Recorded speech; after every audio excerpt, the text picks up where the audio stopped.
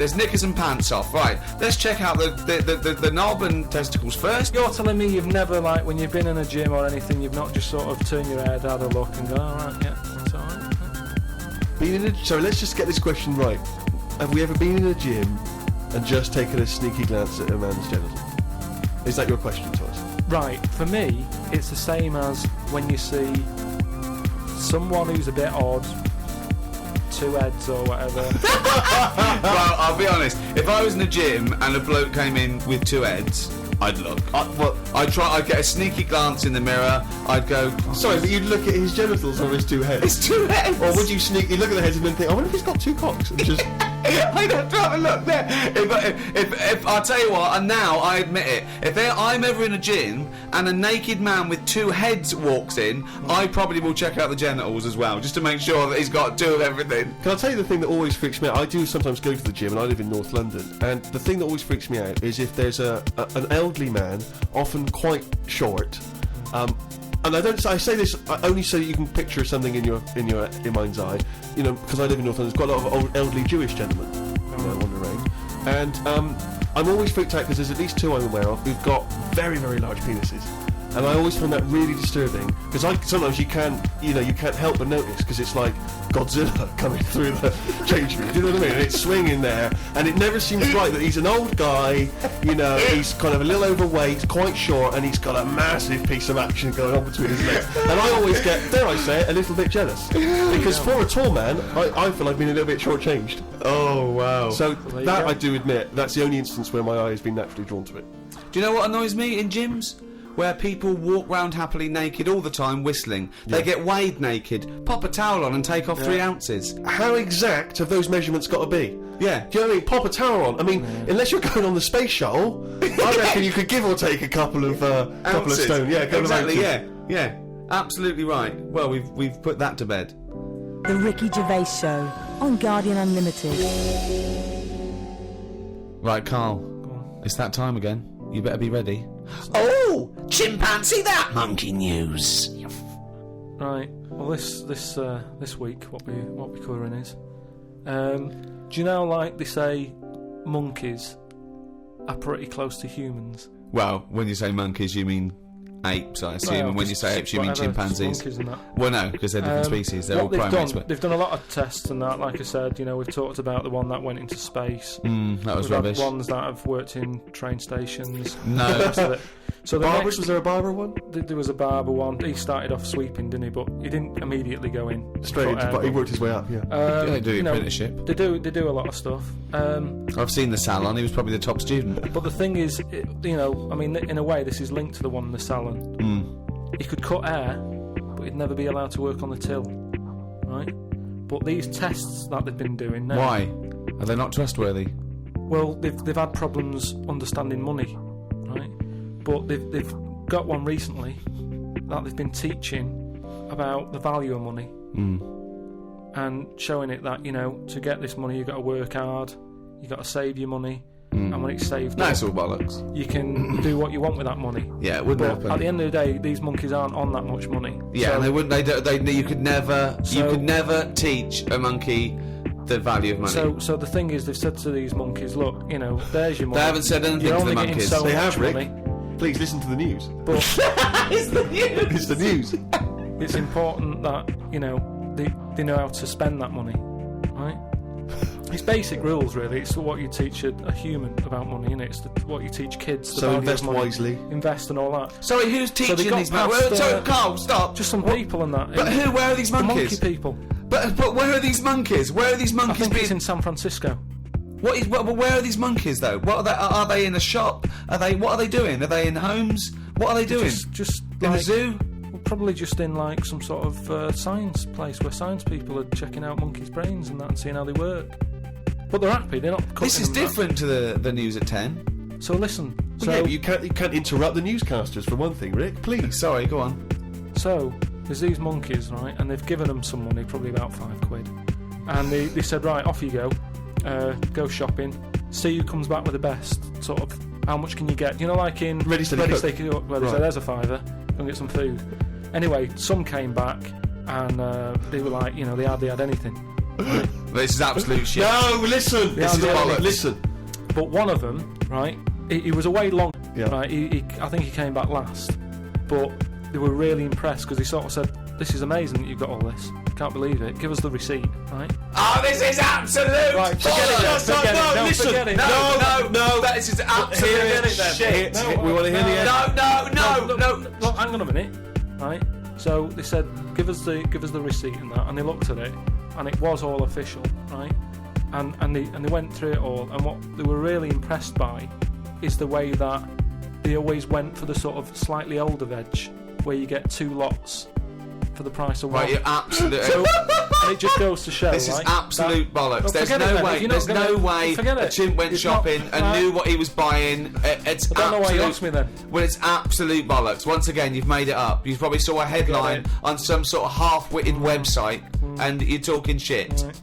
Just to say, if you have any monkey news for Carl that you want to hear on one of these podcasts in future weeks, then you can email Carl, or indeed with anything, at podcast@rickygervais.com.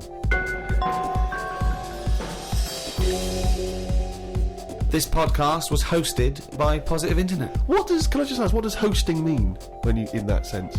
I don't know, but the guys at Positive Internet do, because they're experts in this field, and that's why I like them. Well, thanks very much. Join us next time when we'll I'm sure, waste another half hour of your lives. See ya. Bye. The Ricky Gervais Show on Guardian Unlimited.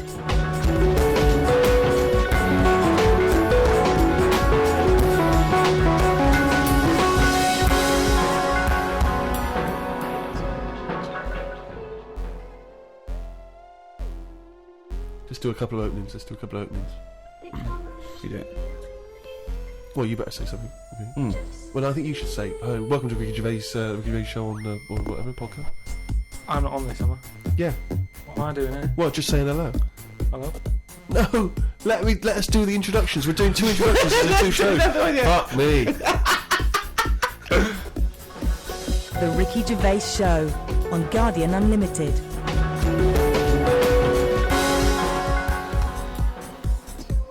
Right, welcome again to the Ricky Gervais Show on this Guardian podcast with me, Ricky Gervais, Steve Merchant, and Hello of there. course, hello there, Thanks. and of course our producer Carl Pilkington. Carl, can I ask you a question? I know this is what a lot of the fans are already wondering. Is there going to be some monkey news today? There's got to be, Of course there is. Yeah? yeah. That's All the right. question. Well, I'm worried because maybe this will steal your thunder. But Sarah Greer has emailed this in, once again, emailed to podcast@rickygervais.com. Chimp mauling under investigation. I know you're concerned because this actually fuses 2 of our greatest features, Monkey News and Knob News, into one seamless whole. Investigators said they are trying to figure out how 2 chimpanzees that viciously attacked a visitor at an animal sanctuary escaped from their cage. This is the grim bit. The chimps chewed off a man's nose and severely mauled his genitals and limbs. Why did they go for his genitals? Both of them did as well. Eh? Both of them. Did you say 2 chimps? No, you're right. Yeah, it was chimpanzees too. Yeah, I don't know if See, both which of them one went. did it? They just saw that they're dangling away, and they You just go went, for the nose? yeah. I go for his bollocks. And Now, then what accent have they got there? I those don't chimps? know. Were they kind of New York gangster chimps? They're like soprano chimps. what happened to them anyway? What happened to what? The 2 guilty monkeys. Well, unfortunately, they were shot dead by the authorities. You see, that annoys me a bit. I know, but again, What are you talking about? They're attacking people's gonads. I know, but they were happy in an African jungle a couple of years ago. That's what they do, isn't it?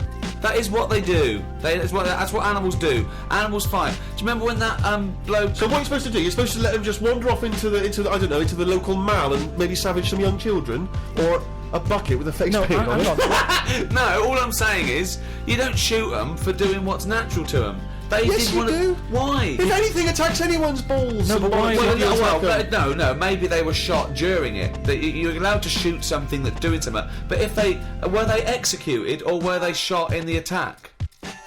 No, it says he shot them. Well, he shot them to death. I'm assuming he shot them to death as they were legging it off. But why aren't they just sort of tranquilised? Where was Why this? am I Was this in being the zoo? accused like it was my fault? Just because I happen to be reading Sarah Greer, who emailed it in, the one who should be getting a It bollocking. just annoys me how one way it's kind of like, you know, we're trying to save the pandas, and then the next day someone's shooting them or whatever. I know it's not a panda, but all I'm saying So is it's double therefore the whole standards. argument falls apart, but go on. No, but what I'm saying is, what would happen?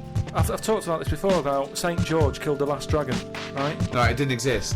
It's the same thing though. No, there's never been any dragons. No. It's a mythical creature. Well, you don't By know mythical, that. it means we made this up, like the unicorn. Well, I don't even understand. What was your point about the dragon? What's that got to do with because this? I'm saying out like, why is it all right to be going around going mental with a gun, shooting all the monkeys and killing them?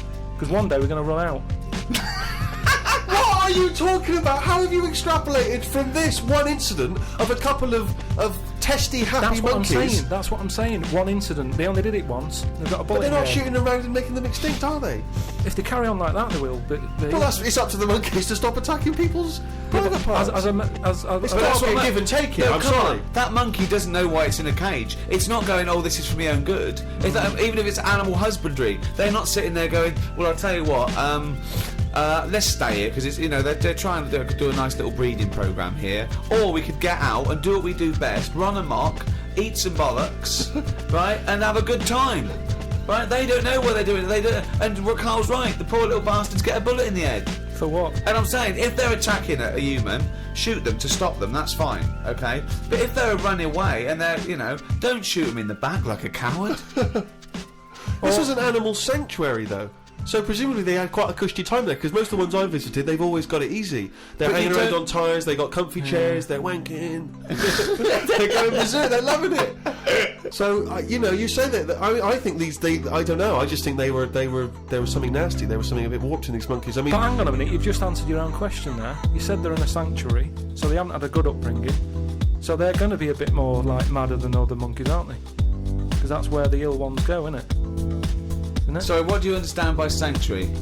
Well, I've been to one for seals. it's not like a borstal. Yeah, exactly. He thinks it's a borstal. He It's like thinks that- scum. You know, yeah. Like they did some bad stuff in the jungle, and they had a little monkey court, and they went send him to borstal. Well, what is it then? No, it's a monkey sanctuary where it like a haven. Well, it's not a haven, is it? It's got a bullet in the head. The Ricky Gervais Show on Guardian Unlimited. Talking of eating knobs, Yeah. Ginny Goulden. Now What's she been up to? Well, you saw it in I'm a Celebrity, Get Me Out of Here. I haven't been watching it. She popped a little kangaroo knob in the mouth, chewed it up. What, she just found it? Did she lie on her own? No, it was one of the things that she had to Oh, it was eat. one of the Yeah, challenges. Carol Thatcher, you know, a daughter of one of our leaders. Sure. She popped a couple of bollocks in the mouth, Oh. chewed them up, swallowed them. Oh. And Ginny Goulden, there was a kangaroo penis there, dried. She couldn't even get. It was so tough, she couldn't even get through it. Then she, eventually, she eats What was it, it. like a pepperami? Yeah, and she. What do you think of that, Carl? What, eating that sort of stuff? Yeah, I watch it. I like those little trial bits, right? yeah. But what I don't think people realise is, right, it is hard eating a little kangaroo knob. Really? How do you know? No, it's just, you know, you think about it and you go, oh, I could do that, right? But what they never mention on the TV programme, which I think takes it to the next level, right, they're eating that at like 7:30 in the morning, Sure. Right. which for is breakfast. worse, innit? Do you know what I mean? If I was there and Ant and Dec said, right, Carl, eat the knob, I'd go, hang on a minute, give us a few hours, let me get some rice and that on my belly, and just sort of fill me up a little bit more. I'll pop back at about 6:30 this evening, Right. have it ready.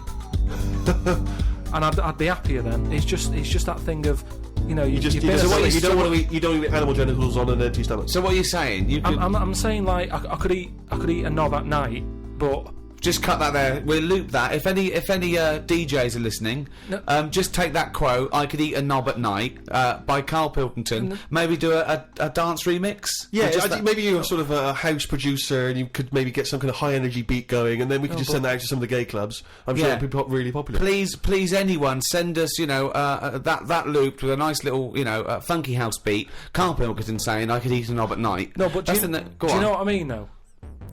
By that. Not really. Well, okay then, right. Okay. Now, I couldn't do it.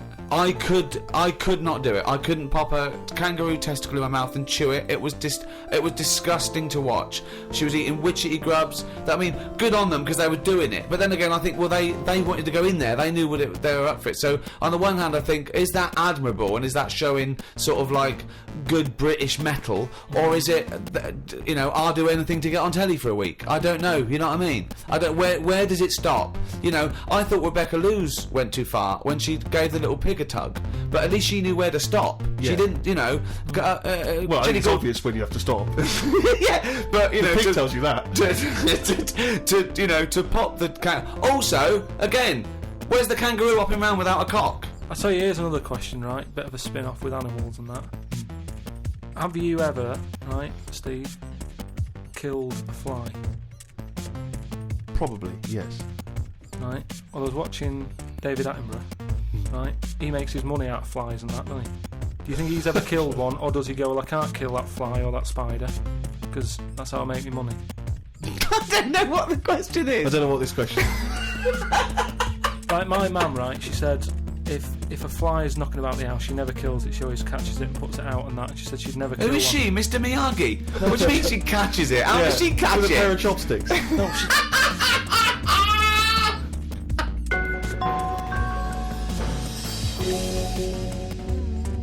Rick, it's that time again. It's what everyone's waiting for. Can you do the jingle for us?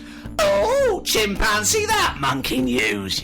Right, this week the monkey news is about, you know, we all know, like, you know, there's monkeys knocking about that aren't happy in this country. Sure. Isn't It is a big problem, yeah, it's an epidemic. So they've set up like this this sanctuary place Okay. where they all go. The ones that aren't happy in a zoo and what have you, it's getting them down.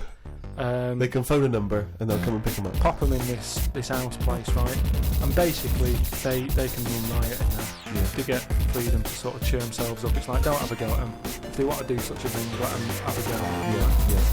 There's 3 people running this place, and one of them. Sorry, where is this place for wayward chimps who don't like the zoo? What are you talking about? A house where they can do what they want? I'm not sure where it is, That's surprising. but there's this place anyway. It doesn't matter where it is, does it? At the end of the day, I'm just telling you what the problem is. We haven't got to the problem bit yet. Go on. I'm just building up to it. So these monkeys, big house and that, PlayStation, anything you want. gym, all that lot. Gym. So anyway, I'll cut to the chase, whatever. One of them wanted to mess about with the woman's breasts. Which woman's breast? The woman who works there, Run. right? And she was like, right, pack it in, you know, we've all had a bit of fun. He's been in the gym and everything. She's obviously, you know, got a bit excited. He was fired up and that, ready for more action and that. He's trying to have a go on this woman's breast. Right? She's like, Have a go. She's like, no, you're not doing that. Pack it in and all that. The boss who's running the place was like, come on, let him have a go. You're talking shit. I'm telling you what, I know Right. sometimes I step over the mark and they made Right, this, so where is this place where, well, one, where is this house where chimps are allowed to do what they want? And 2, where is this place where one of the bosses, one of the human bosses, suggests to the other one, oh, if the chimp wants to play with your tits, let the Listen, chimp play with his what- tits. what- I've said before, Rick, will you please stop interrupting No, Miss but listen, News? it's alright, Steve, because what I'll do, I'll bring the link and you can put the link on the website and people can have a look at the proper story. I'm just giving it them in like headline form here. They can read the full thing. No, you've only read And the then we'll see headline who's down. form. I haven't read it, I sort of read like the first It was paragraph. probably monkey feels a right tit, and you've extrapolated all this from that. So anyway, right, so he's there and he's... So the boss says, yeah, you the can have a monkey's grope. saying, yeah, the boss is saying, let him have a Come go. on, Rita, if monkey wants to play with nipples, let him. So she's like, I'm not happy with this, and he's going, come on, you know the rules here, we've got to cheer these monkeys up. Oh, this is absolute bollocks. Actually, no, and in the end, because she didn't allow it to happen, the fella bloke sacked her, got someone else in. This isn't made up. I will put the link on the website and everyone can have a look at it, but basically... I want to see the advert he put in the Guardian media page. I love that. Woman wanted to let chimp feel tits whenever it wants. well, it's all up there. You're talking absolute shit again. Well, we'll see. That is no way that happened. The Ricky Gervais Show on Guardian Unlimited. Do you know the other week when I came up with like a different idea of how we can sort of make the world run and that? Can we just have a quick recap of that? Because I seem to remember it was a load of old arse. It was but- ridiculous. It was. He was saying that the world is overpopulated, so the system would be where people were living too long and stuff. So what happens is people live till 78. I don't know how you can enforce that, right? Yeah. But when they die, they've got a little baby in their stomach, Right. like a pip in an apple, Yeah. that then carries on when they die. Right. It wasn't a theory. It was an idea. It was the ramblings of a mental You're case. saying it's stupid, but someone's emailed in and said, "Oh yeah, that's pretty good." Yeah, and okay, I'm asking you again. Was the letter written in shit? Anyway, listen, right. Did it say the mental home, Mars? I've been thinking about it, right, and if we can't do that, right, if that's a no to that, right. Well, it's not a question of whether we Yeah, can but do I'm it or not. just saying, Go on. if that's a no, right, I've been thinking. It is a about, no. Yeah. This is no, gonna be because there's a brilliant. lot of weird. I mean, You could win the Nobel Prize for this. But listen, there is a lot of ways in the world that some creatures and that go about sort of moving on. If you know what I mean? Evolution, you mean? Yeah, there's a lot of like on that David Attenborough program that he's doing at the moment. He's always showing you little insects and what they've got to do. And there was one about a wasp, right, that had to fly about, right, for ages, looking out for a certain type of spider, right. It lays its egg in the When I spider. saw it, it whizzes down, Yeah. right. It lands on its back, so that he's got to get that right. It lands on it. I don't think the spider's up for anything.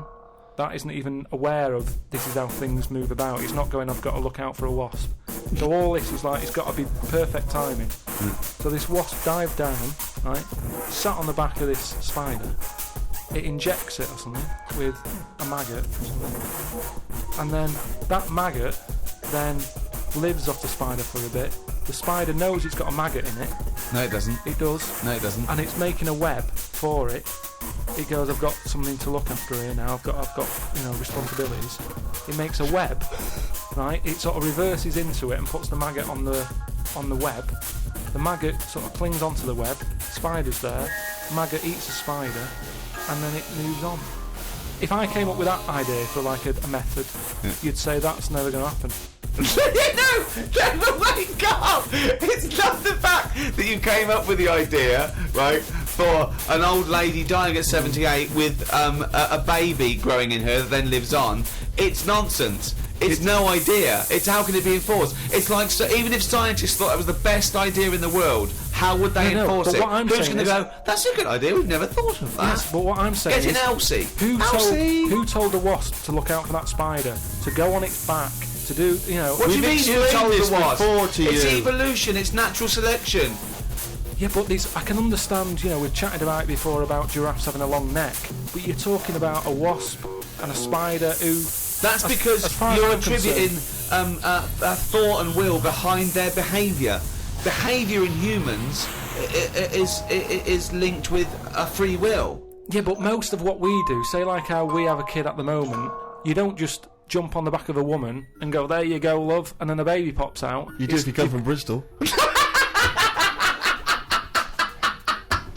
No, what I'm saying is, right, it's all, you build up to it, don't you? You have that bit of a chat and you go, right, how's it going? Yeah, and you get on and that, and then a little baby will come out. This is the best. This is the best. Wait. I want to go back to the dating procedure there.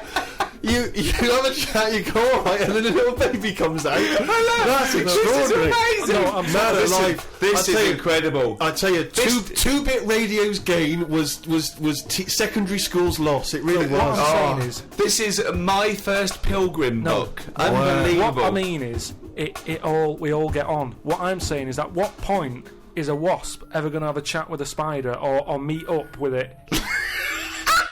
I don't even understand where we are now in this conversation. At what point is a wasp going to ever have a chat with a spider? What world do you live in? What's in your head? No, but- I can't believe it. Carl, what point is a wasp ever going to have a chat with a spider? So in some kind of weird insect nightclub, these wasps and these maggots are meeting. They're getting on. Is that how you're imagining but it? that's what I'm saying to you. What No, are the but- odds on that actually happening? Listen.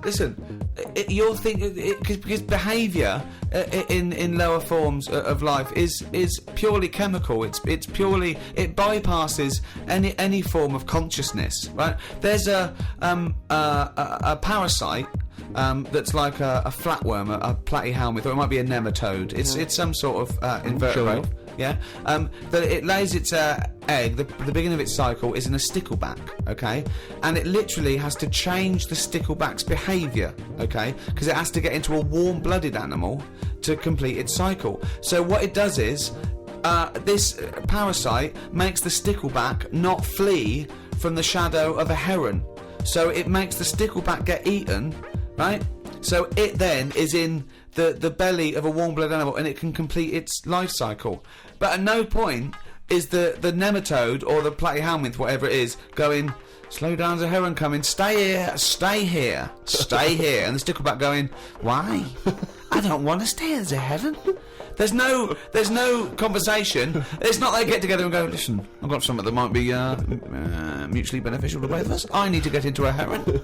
You like to be eaten by a heron? No, I don't. Where's this conversation? Yes, with a you do. It's got Jedi yes, powers. you do. No, all I'm saying is, you know, the idea that I came up with, you're sort of saying that's a crazy Can I just It's not say, an before idea, you it's carry on, not can I an just say, idea. how many times have we heard all I'm saying is, and Yeah. then such a stream of nonsense Yeah. that it's blown our minds? No, but that's all I'm saying. That, you know, what you've just explained there with the heron having to knock about and for a flea to be sat in the shade and that.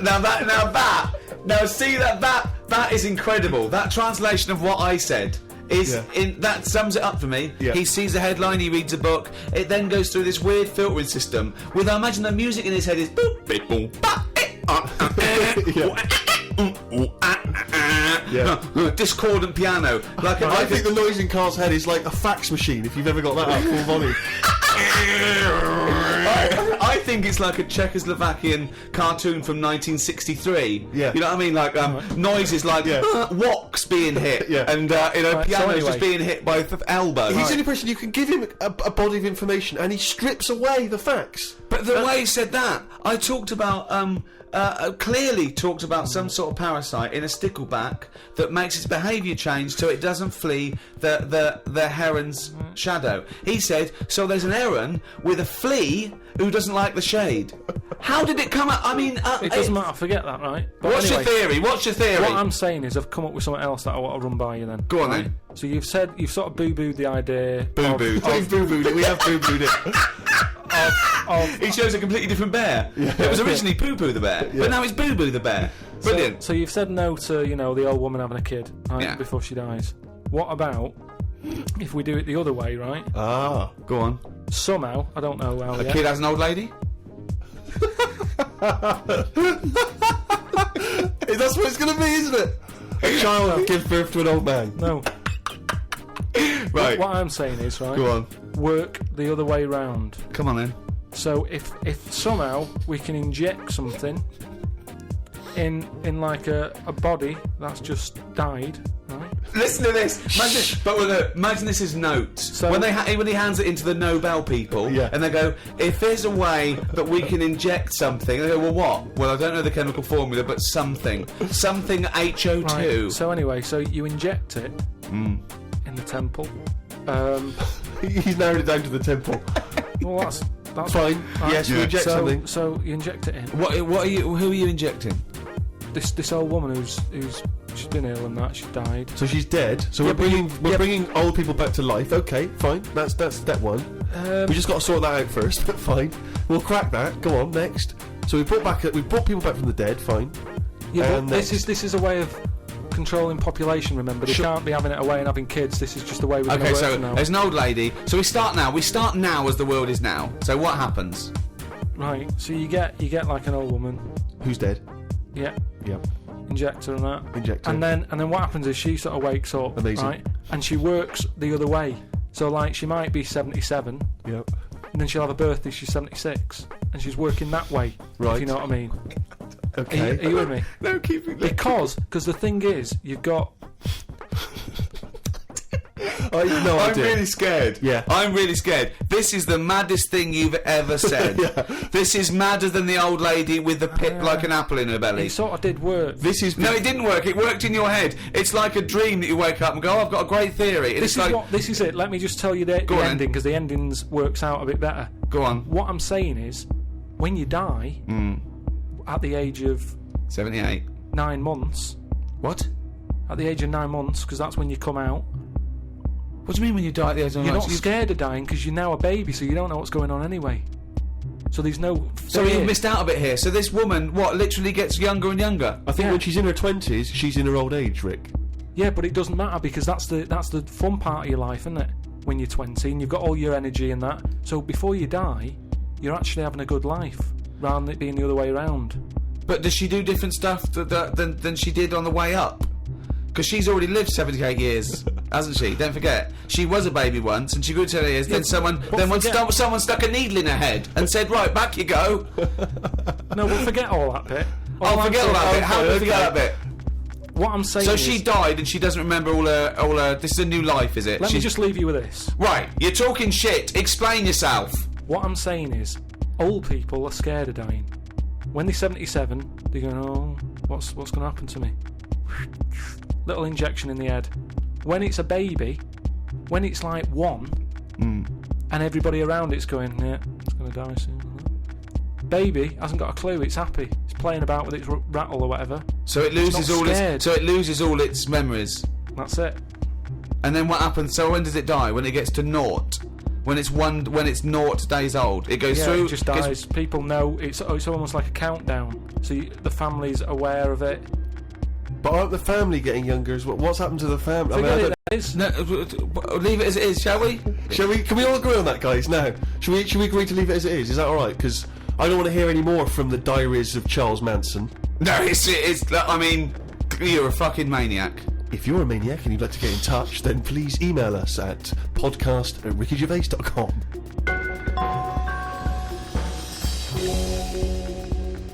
Doing a bit of Christmas shopping, Rick, the other day, and I was travelling around on the tube, the London Underground, the subway system for our American friends. And as you know, but people around the world may not be so familiar. There's a recorded voice that you sometimes get on the tube that says, "Mind the gap." Oh yeah, before you open the door. Yeah. Mind the gap. And the reason is that sometimes in some stations there is a gap between the train and the platform, and obviously, theoretically you could fall down. And it's there or different whatever. sizes, so just that little reminder. Mind the gap. You look down, it's safe. Just makes you stop. Seems to make sense. Yeah. Saw a teenager wearing a t-shirt, don't know where he bought it. It just said, "Fuck the gap." He was tired of it. Yeah. He didn't want to mind the But gap. what I like is, what's he protesting about? I don't You what I know. mean? It's not the police or the man keeping you down. That's just good, sensible health and safety information. That's like You know? saying fuck looking both ways before I cross Yeah. the road. Screw penicillin. I know. No, do you know what? I'm going to drink and I am going to use threshing machinery, and I don't give a damn. It's I love that about teenagers. That kind of screw you sort of mentality, but not. It's kind of blind, isn't it? It just anything's a target, anything's valid. When I was a teenager, I think maybe 17, I had a t-shirt. I was rallying against just stuff, really. It was slightly more abstract than the gap. I wasn't specifically against the gap. It just said bullshit. Just in general, bullshit. You were raging against the machine. I would just go, yeah, people say, hey, what are you, I just open my, I go, bullshit, alright? Just bullshit. But I assume that these forms of protest have never made any dent in anything in the world. Because I remember when there was all these protests against the war, a couple of months back, and there was one guy. So there was a huge march in London, as you know, and they did these all around the world, didn't they? But there was thousands of people in London. There was one guy. He was riding around on a 3-wheeled bike, wearing a jester's hat, blowing a horn. That was his form of protest against the Was war. it like, what sort of horn was it? It was one of those sort of hunting horns. Well, he was showing him, he was saying, this is what I believe. Yeah. And if that doesn't change people's opinions, I don't know what will. I like the idea of Bush, just about to invade Iraq, and just the news comes through from his chief of staff. And then Bush goes, George. what is it? No, listen, seriously, we've got some information coming in from London. Go on. I know you're thinking of invading Iraq. Definitely, but, yeah, why? Well, let's just think about it, because there's Go a on. guy riding around on a 3-wheeled bike. Oh. He's not got the regular 2, he's gone for 3 wheels. So, Okay, well listen, what's he wearing? I don't want to tell you what he's wearing, What's he wearing on his head? he's tell just me. wearing, he's wearing a jester's hat. So- Okay, no, well, calm down, it's not that bad. It's not going to change my opinion about... He's blowing a horn. Okay, get the troops out. Get the troops out now. What do It's they think they're pointless. doing? You've got to get involved in the. I saw a girl once again, a teenage girl. I was behind her on the tube, and she had this bag, like a rucksack, and it was kind of black, and it had painted in Tipex. It had a picture of George Bush, but he was kind of in the sights of a rifle, you know, and it sort of said "Stop the War," and it had a Barbie's head, but it was severed, and the hair was scraped back, and she'd been made up to look kind of devilish, and there was sort of CND signs, and there was, you know, "No to war," and all this, and I sort of wanted to tap her on the shoulder and say, are you actually getting involved in stopping the war, or have you been working mainly on this bag? Yeah, Because that must have taken you at least a couple of days.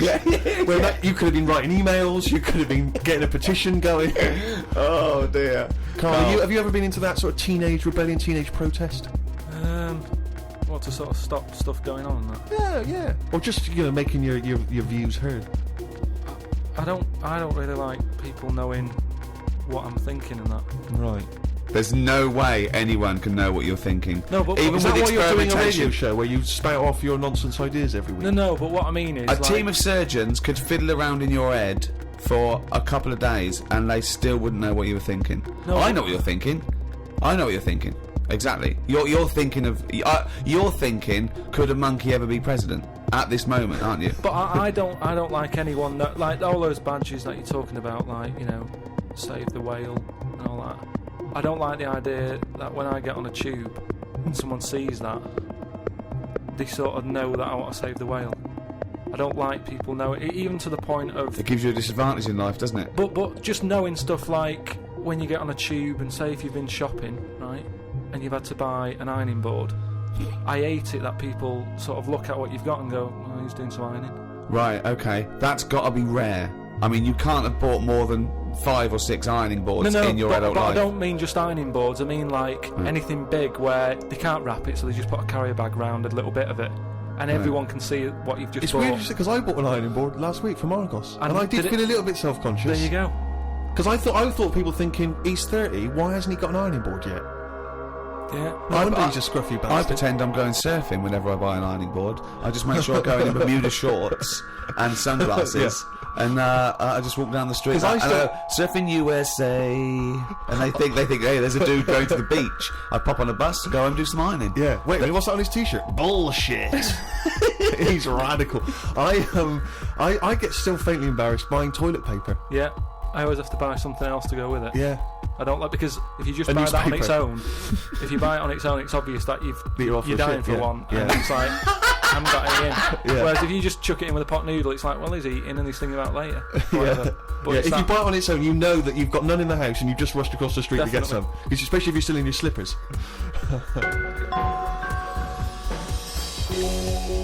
Well, that's about it for another podcast, and a new one in a week's time after Christmas. So, Merry Christmas, everyone. Have an absolutely blinding Christmas. Or a lovely whatever festival you celebrate in your part of the world. From Ricky Gervais, Stephen Merchant, and Carl Pilkington. If you want to send us anything, as ever, the email address is podcast@rickygervais.com. You can email just your thoughts on the show, if you've got some monkey news for Carl, or anything you think might intrigue Carl, or indeed maybe just some Christmas wishes. Then that's the email address, podcast@rickygervais.com.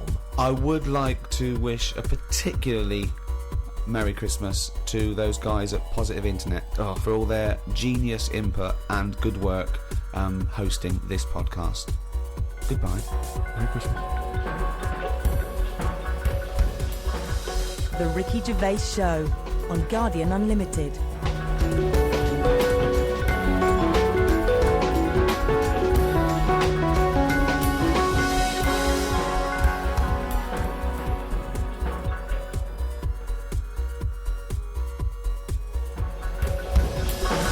The Ricky Gervais Show on Guardian Unlimited.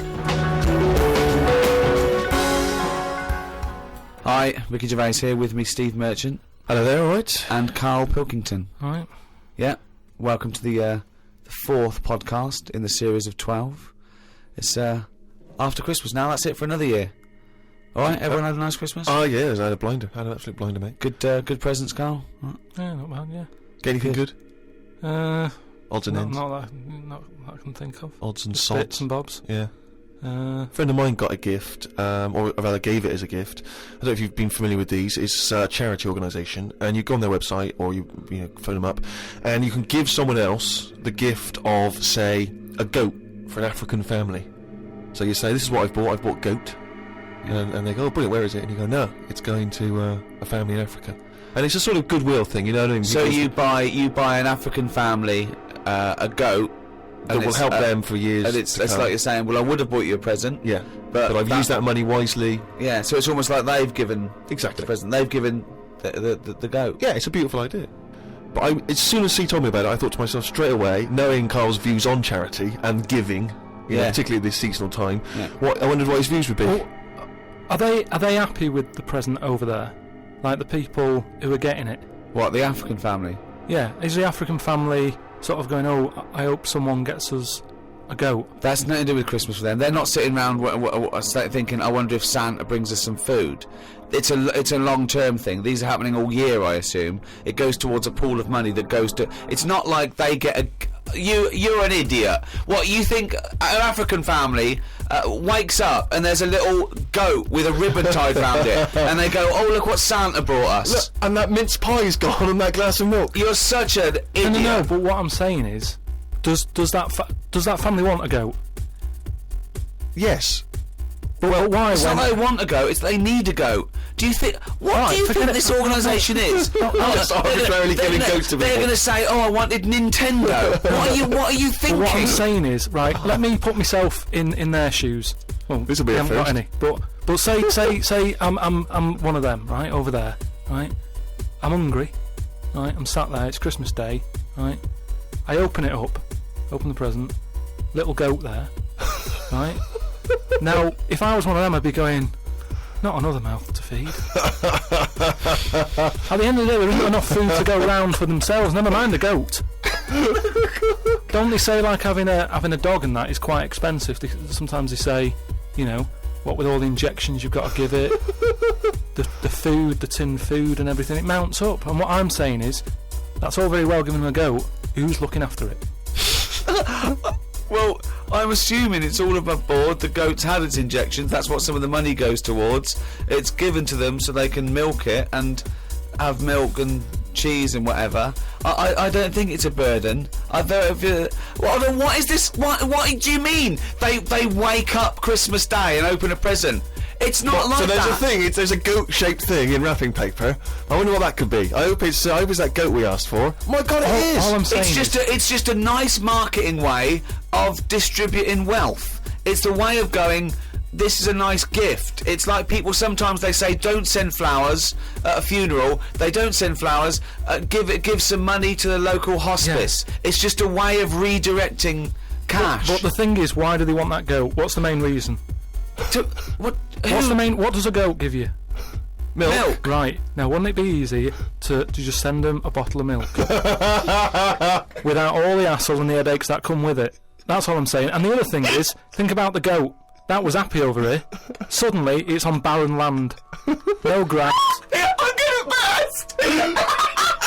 What do you mean? You didn't send a goat from here. I'm saying, who's happy at the end of this, right? You've got a fella who hasn't got a present over here because the mate bought him a goat, right? So yeah, let's do this properly. So there's a tick. He's not happy, right? Then you've got the person who's opened it, who, like you said, wanted something else, right? It's a goat. They go, who's going to look after this, right? So tick, they're not happy, and then you've got the goat going, what am I doing here? The Ricky Gervais Show on Guardian Unlimited. Tell you what, a lot of people are wondering, Carl, is what I received from Ricky this year. Go on. Nothing. Absolutely nothing. I remember actually after my birthday he said, oh yeah, I'll be getting you a little gift. Forgot. So I've had nothing from him this year. He's a man who's got a little bit of cash in his pocket now. What I'm hoping is that maybe he'll pool it over the next 5 years and buy me something I've been reading about recently. Now, you definitely love this, surely. Have you started seeing this now? Virgin are starting plugging Virgin Galactic. I think it's something like 200,000 quid, and you'll get a chance to go in a space shuttle into space. Now, I don't know what your feelings are, Rick. You know, I know you've probably got a bit of cash in the bank. I was thinking of extras DVD.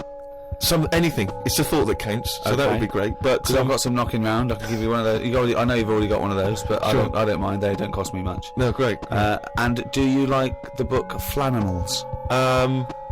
I know it's aimed at 5-year-olds, so I don't know why I but personally there's- would want it. But But you know that's going to be in the little Yeah. Little selection box for you. Great.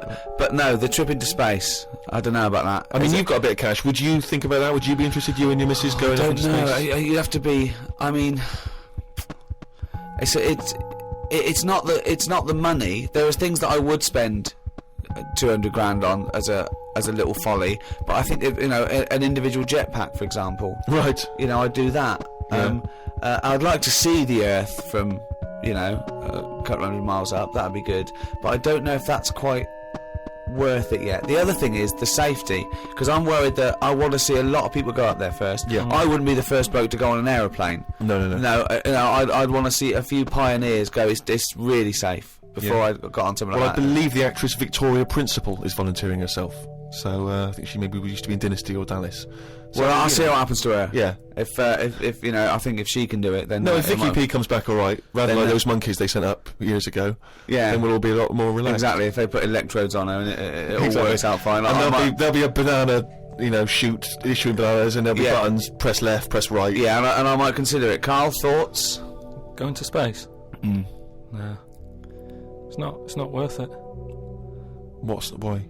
Wouldn't it be a fascinating experience to go into space and look back at the Earth? There's now out there though, is there? There's mean, no there. Say that again. Well, there's now out there though, is there? Right. I mean, at what point are you all meant to be happy? Do you know what I mean? You're floating about up there, and because you don't get out, do you? What you mean to do some duty-free shopping? I'm just talking. You don't go floating about, do you? You stay in your seat.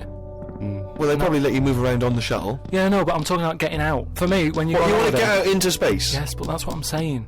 When you go on holiday, the flight bit isn't the best bit of the holiday, is it? That's the bit you've got to do. So what I'm saying is you've got to stay on this and then you go back home. So you don't take luggage, right? I don't see the point. Right. So you're there. You're sat in your own clothes for the whole time. Same clothes the whole time. But I don't understand what is the point. I think it's the view. I think it's two things. I think it's the view and being able to be part of an exclusive club. I went into space.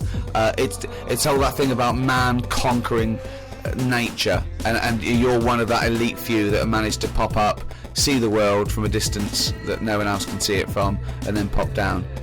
That's it. Of course. Yeah. So you all that way just for the view. Yeah. Is it worth it? I mean, there's a lot of other places I haven't seen anyway, right, before I think about that. I think if you've done everywhere, I haven't been to Scotland yet, right? Right. Yeah. I'm not being funny, but do you know what I mean? So just have a look in your back garden before you go looking in someone else's. In space. Yeah. Yeah. What would make it a trip worthwhile for you? I mean, if you did go into space, if we gave it to you free of charge, we said, Carl, go up. I know the answer. I know the answer to this, Steve. It's thinking I'd like to meet some aliens that can talk like I do, Yeah. and I can understand them, and they can tell me something like what? Oh, they met God. He was all right. That's the sort of thing. That's what he's going to say. He'd like them to look like monkeys in spacesuits. Yeah. That would be his ideal thing. He'd like to go to the Planet of the Yeah, Apes. he'd go to the Planet of the Apes. He Yeah, I'll would do that. love They to can go arrange to that. Look, he's nodding. He's Yeah. nodding. Thoughts, Carl? Yeah. I mean, for me... What do you mean, yes? Well, yeah, that'd be brilliant. What would be brilliant? Seeing a little alien and that, having a chat with him, finding out what's been going on. What's been going on? No, but don't you think that... I mean, if you bought me that as a present, right, Yeah. either of you, Yeah. I wouldn't be that happy. For me, that's a little bit like... Well, that's annoying because we've got you a trip We to just space pulled and a together. goat. Yeah. Yeah. Do you know how, like, I am interested in sort of going on another planet. Right? Not, Oh, you are on another planet, mate. no, but do you know what I mean? It would be quite sort of interesting. How do you think you'd get there? Well, yeah, you'd go on a rocket and stuff, but what I'm saying is, at least you know when you get there, you're getting out, you're having a bit of a wander. But I wouldn't be happy in just the journey bit of it. That's all I'm saying. That's great, isn't it? But the thing is, right? I was looking into it a bit because I was reading about the Virgin Atlantic Yeah. thing, right? And I was reading something that in 1971, right? 3 of them went up there. Can't remember the names. Wasn't the main one. It wasn't like the Buzz and the Armstrong one and that. Just another 3 blokes went up, and there was one bloke in the rocket, right? The other 2 wandered off, had a walkabout, seeing what rocks they can find and that. And that bloke who was in the rocket, right? He was the loneliest man ever in in the world. I don't know what to do. I don't know what to do. I don't know if that's some sort of profound poetry or I don't know. Do you know what I think he's trying to say? I think he's trying to say that he was. What are you trying to say? No, stop for a minute, because I just want to recapture that moment. Just say that again, that sentence again. Right. The other two had gone off picking up rocks. Yeah. Right. He sat on his own in the rocket, and he was the loneliest man in the world. Okay, I know what he's trying to say. I do, right. Well, right. He's trying to say he was, by definition, a human furthest away from all other human contact. Yeah, that's what I said. Yeah, okay. No, you said loneliest. Loneliest evokes an emotion. Yeah. But It's like he started crying and writing poetry and listening to Morrissey records. you mean he was the most remote man? Well, yeah, he was saying how, like, he was on the rocket on his own, right? Yeah. And I think I worked it out because it was in kilometres, right? And I think it turned out that they, like the other two spacemen picking rocks and that, they were 2,500 miles away from him, right? So they were miles away. They 2,500 miles? Yeah. But they had each other. They had each other. Yeah. You had the world right across the other way. Everyone getting on with their lives. Yeah. He was on his own. It's weird, isn't it? But what I was thinking is, right? Say, because I always sort of try and put myself in a situation. Yeah. When I hear about a weird thing that's gone on, I always think, what would I do? You know what I mean? And I was thinking about it, right? Do you think when he got up in the morning, he still bothered to put his clothes on? That's the first thing that came into your mind. No, when just you because pictured I him always, there. at the end of the day, even if, like, my girlfriend Suzanne's out at work and that, I'm not happy walking about with everything else, because you never know what's going to happen. What do you mean, like getting it trapped in the microwave? Well, I just mean, you never know if someone's going to turn up. No, I don't like what I don't like. No, I always pop some pants on or a towel, even if I'm Not alone. always. Because I've knocked on your door when you've been stood there with. No, he's taking his trousers off. I did it especially, knowing that you were there. I've done it especially to annoy you. Oh, right. Yeah, so. But do you know what I mean? Do you think he was walking about the rocket with his tackle out, or did he go, well, no one's watching here? Do you reckon it floats up or down? Depends how long it is, doesn't it? Depends how long it is, yeah. I don't know what I mean by that, but that seems to make sense. Yeah. But don't they have cameras for NASA to monitor what's going on inside the spaceship? Not all the time, no. I bet they've got to give him some sort of privacy. Now that would end up on the internet.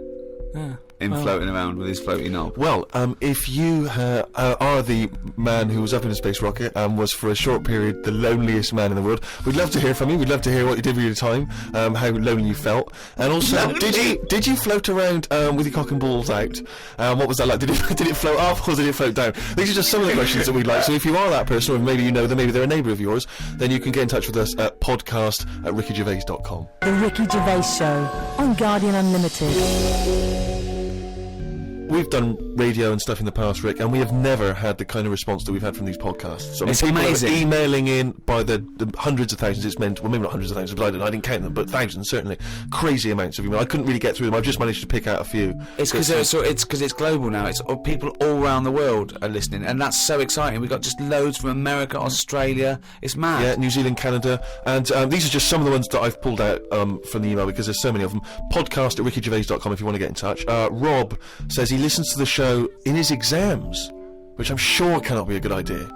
I mean, No, because that's a waste. What I'd do is the night before I'd record all the answers and then listen to that, as Yeah. opposed to me, you, and Carl Pilkington. but surely you're not allowed to listen to your stereo or your iPod in an exam. That would be crazy, wouldn't it? Well, he's probably got it's probably up his back, a Right, little yeah. wire wired to him, covered in sort of like some sort of fake flesh and Yeah. hair, and then just pops into his ear. It's all changed now, though, isn't it, as well? What do you mean?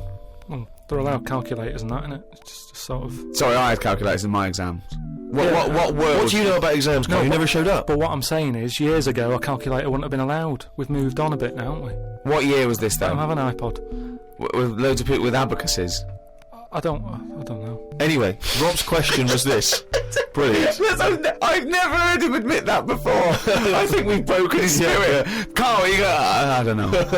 Oh no, we might have put an end to the phenomenon that is Carl Pilkington. Monkey news still to come. He's back. Anyway, listen. Rob's question is this, Carl. It's specifically to you, Carl. If you could have a superpower like Superman, what would your superpower be? Can I suggest consciousness? Yeah. Can I have the power of thought? Remember, you've already got opposable thumbs. Cross that one off the list. Oh, go on, Carl. There are so many to choose from. Telepathy, X-ray vision, Flight, invisibility, choose it wisely. strength, intelligence. But why have I been picked? Oh, for God's sake! No, but I'm just saying. It's Rob's question for you. But I'd just say, does anyone else want this? Or, do you know what I mean? Oh, what do you wish you could do that's impossible is the question? What do you mean? Because with that comes a responsibility. is what With I'm saying. enormous power does come great responsibility. So, would you like spidey senses? Is that what you're saying? Would you like some senses? Would you like some sense? The power of sense? Come on, Carl. You know what these superheroes because they can. I know, but it can always freeze things, They're they- never happy, are they? Do you know what I mean? Spider-Man that wanted to tell that girl that he could climb walls and that. He's like, I can't. Superman didn't never tell Lewis and that. It's Lewis. It's Lewis. It's Lewis. It's just a pen pal, Superman. Lewis, his little secret chum. Yeah. Oh, Superman. Hello, Lewis. What are you doing? Superman. Who are you? I can't tell you, Lewis. Brilliant. You know, Hulk. He wasn't happy. So But you're being allowed to choose the superpower. You don't have to get it forced upon you like the Hulk. Hulk, he wasn't happy. It's true. He's got a theme. He has got a theme. There's not many happy superheroes, are there? Leaving aside the superheroes you're already aware of, Yeah. what superpower do you want? You don't have to fight crime with it, Carl. Everyone around the world now is thinking, what can Carl choose? Let's deliver it to him now, Carl. Think about it and give us the answer, please. Let me just remind you of some of the other things. Invisibility. all the time though, or can I sort of turn that on and off? Let's say you could turn it on and off. Would that interest you? Yeah. I'll have that. Right. Okay, and what would you do with this power of invisibility? Just sort of, not get seen. It's a brilliant power! It's a brilliant... And it's put to such brilliant use! It's really well done! And why would you want to walk around and not be seen in that? What would you gain from that? I don't know, you could sort of go in shops when they shut, so you don't have to go... How would you get in? Just get in just before they lock up. Oh yeah! How would you get out? Wait till the morning. Brilliant. So hang on. So that's your use of invisibility. They found the power of invisibility. You want to sneak into... No, wait. No, hang on. You want to sneak into HMV, right? Wait for 12 hours and then buy something. I love it. Just so that you don't have to be there with other people. Do you know what? I don't want it. I don't want a power. Why not? Because I just don't think it'll do me any good. I think it's more of a hindrance. I love this. It's like, just think of his presents. We've given you a trip into space, and the chance to be invisible. Not happy with any of them. Yeah, what he wants is a voucher for HMV. Yeah. He just wants some tokens for a record shop.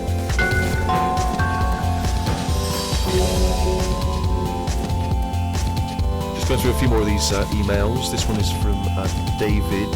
He's in Los Angeles, California, 22 years old. He says he loves the show, but he says, with respect to Carl, never before have I understood so little of what a man says. Virtually everything that Carl talked about was aloof to me. What on earth was he ranting about? Flies and condoms, monkeys and pushing the left button, cavemen and dinosaurs. And that's just some of you. I mean, let's be honest, if you are in America, I mean, firstly, the accent is probably a problem. But that is the best write-up we've ever had. Yeah. Flies and... Imagine if you're a new listener, flies and condoms. What on earth does that mean? This one's from Kent Plummer from Nova Scotia, Canada. He says, Carl, He's wondering if you've got any personal mantras that you could pass along. For instance, he reminds us of Ben Franklin's famous mantra, "Waste not, want not." Who said that? Ben Franklin. What did he do? What was his job? Benjamin Franklin was a well-respected American politician from the 1800s. He was a sort of thinker, a philosopher, a experiments. scientist, deeply respected. Also on a big money. political figure. He features on He's the on a dollar bill or the yeah. $10 bill or something. Yeah. So he's one of the great sort of American Enlightenment thinkers, and he came up with the mantra "Waste not, want not." You must know waste not, want not. I mean, that's just... Do you understand the phrase "waste not, want not"? No, not really. No. What does it mean? You've never heard that? I think I've heard it, but I don't know. I've never used it. But when someone else said it, I don't know what. Well, in context, I mean, all I'm going to do now is paraphrase that and put some prepositions and stuff in it for you. I can't work out how you can't work out what that means. It's like, don't throw stuff away because you might need it, and therefore you won't be wanting anything because you didn't throw it away. So So he was a bit of a hoarder. If you don't waste food, for instance, then you he's a bit of a hoarder. For God's sake. No, but I'm just saying, he's a man in power. Is that the best thing he ever said? No, I'm sure he came up with many, many profound So things. why is that one He did remembered? experiments in electricity and conducting electricity, all sorts. But that impresses me more, inventing electricity, than someone... He didn't invent electricity. Wait a minute! Don't impress you more than what? Just saying, waste not, want not. I don't think it's that good. It's not even catchy. What I don't understand is why he was the first person to sort of suggest, look, don't go chucking that out, keep it, you might need it later. He wasn't the first person. Say that again. That is brilliant. Why hasn't that catch on? That is amazing that you just got up with there. That's poetry. How would you word it? I'd just say, whoa, don't be chucking that out, you might need that later. Don't be chucking that out. You might need that later. Carl Pilkington. Whereas some would argue 2005. that waste not, want not is perhaps a little bit more pithy, a little bit more... We should go through great sayings and phrases and say if he could, well, firstly, does he know what they mean? And then secondly, can he improve them? That would be brilliant. Well, we'll do that next time. Let's see. Okay, Winston Churchill. Never have so few done so much for so many. What do you think of that? Do you know what that means? So he's saying... Well, it's with regard to the Battle of Britain and the pilots that gave their lives. Yeah, I'd just be annoyed if I was one of them who gave a lot for a few or whatever, right? No, gave a lot for so many. If you were one of those few if that I- gave so much for so many, i.e., it means these few good men, their actions freed the world. They freed the world. They have an impact on every person in the world, and they were few brave men. Yeah, and that's what he's saying. Yeah, but what I'm saying is, if I was one of them men who gave up his life, right, I'd want a name check. I don't want to be bungled in with everyone else who is saying a load of blokes gave it their lives. Well done on that. See you later. That's brilliant. Did you just say bungled in? Yeah, bungled in. Yeah. He made up a I word. want to be bungled in. You made up a word. See, that's it. You see, we've been looking for it. That's original. That's Carl Pilkington. I don't want to be bungled in.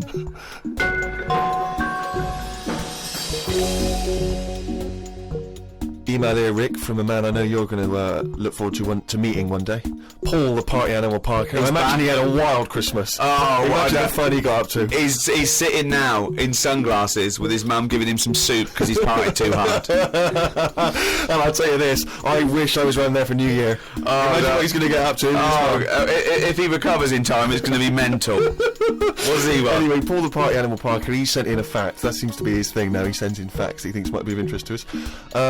The kiss that is given by the bride to the groom at the end of the wedding ceremony originates from the earliest times when the couple would actually make love for the first time under the eyes of half the village. Now, Wow. a couple of questions straight away. Firstly, this is almost like a Carl fact. Yeah. Because there's no specific time or place. It was No. earliest times. Earliest times. I don't know whether that means the wedding ceremony in this country, in America, in Africa, who knows. Yeah. But, so, yeah, it's a little bit vague. But this was the thing that struck me. Actually make love for the first time under the eyes of half the village. And you wonder, why is it only half the village? Was it like, were they raffling off tickets? Yeah, the winners. Yeah, exactly. You come and see two people getting it on. The rest of you, no, tickets only. It's cordoned off. It started off, and then a few of them got bored. Once you've seen one stroke, you've seen them all. Yeah, that's about as good as it gets. Yeah. So yeah, I don't know if there's any truth. But what about that, Kai? How would you feel with that if you had to? At what point does that happen? Is that like, they go, right, I do. Get your knickers off. Well, presumably, if it's the origins of the kiss, you may kiss the bride. The old vicar used to say, as they were jumping over the broomstick, he used to go, right, give her one. Yeah. And then you may knob the bride. Don't know how quick the lovemaking has to be, whether you've got to get in and out, boom, and then, you know what I mean, because people are hungry, they want to eat, they want to have a disco, or whether they can go on for hours and people are just eating, chatting. I'll tell you what, Sting's wedding must have been a long hours of affair, wasn't it? The guests was bringing in their own brought cake. Sleeping bags. Thermos flasks. The Ricky Gervais Show on Guardian Unlimited. Right, do you know we've chatted about charities before, haven't we? Sure. Yeah. Done a lot of stuff on that, right? Just coming back from Manchester, right? Got off the train at Euston, yeah. Right? Got off the train, walking through the busy bit and stuff. There's this fella stood there, right?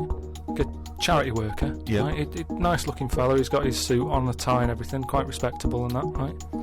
Look down at his bucket. All money's been put in the bucket and that, yeah. right? On the front of the bucket, right? It says collecting for the homeless at Christmas. Now, why can't they do that? What, the homeless? The homeless people. Why is some fella taking his time out, right? His own time where he could be at home. Why? Some of us have got homes to go to. Yeah.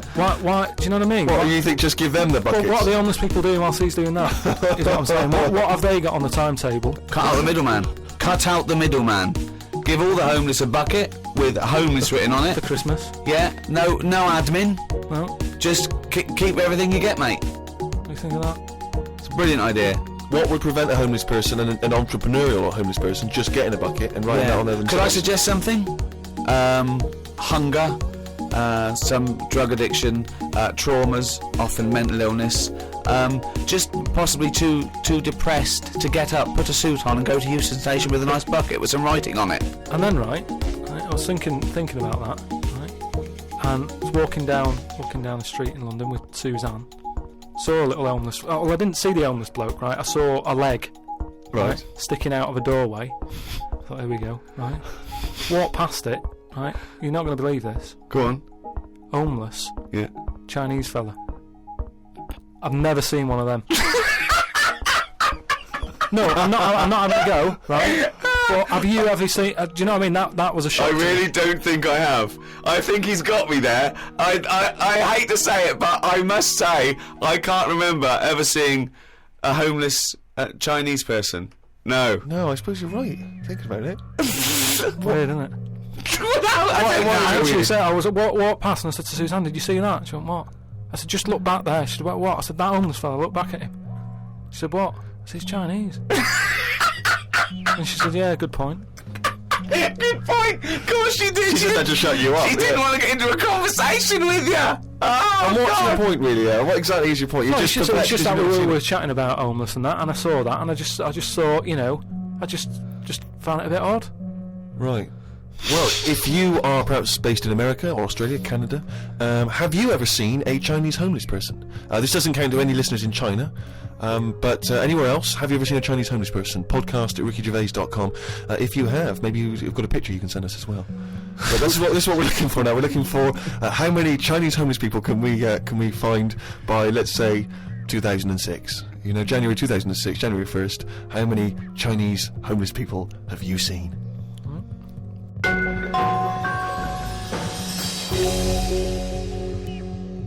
Rick, it's that time again. It's what the whole world is waiting for now. Is it every Monkey week. News? It is Monkey News. Please perform live the jingle. Why'd you say that? Oh, we've got a few people saying, "Oh, is that a pre-recorded jingle?" Yeah, like anything's pre-recorded. No, it's different Oh, every we've got week. that technology. I'll give it a big one, shall I? Give it. Oh, chimpanzee that monkey news, you There we go. Right then, well, got an email from John.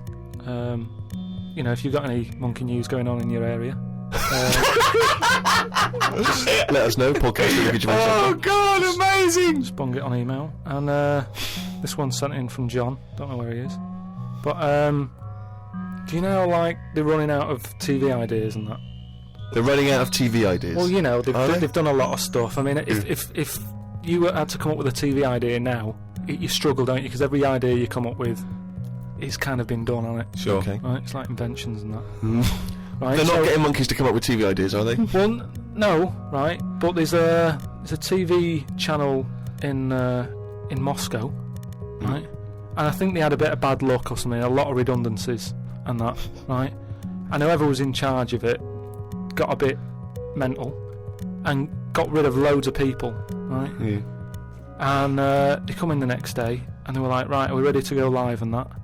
And someone comes running in with a clipboard saying, we haven't got any people left, right, to present. Right, I'll tell you what.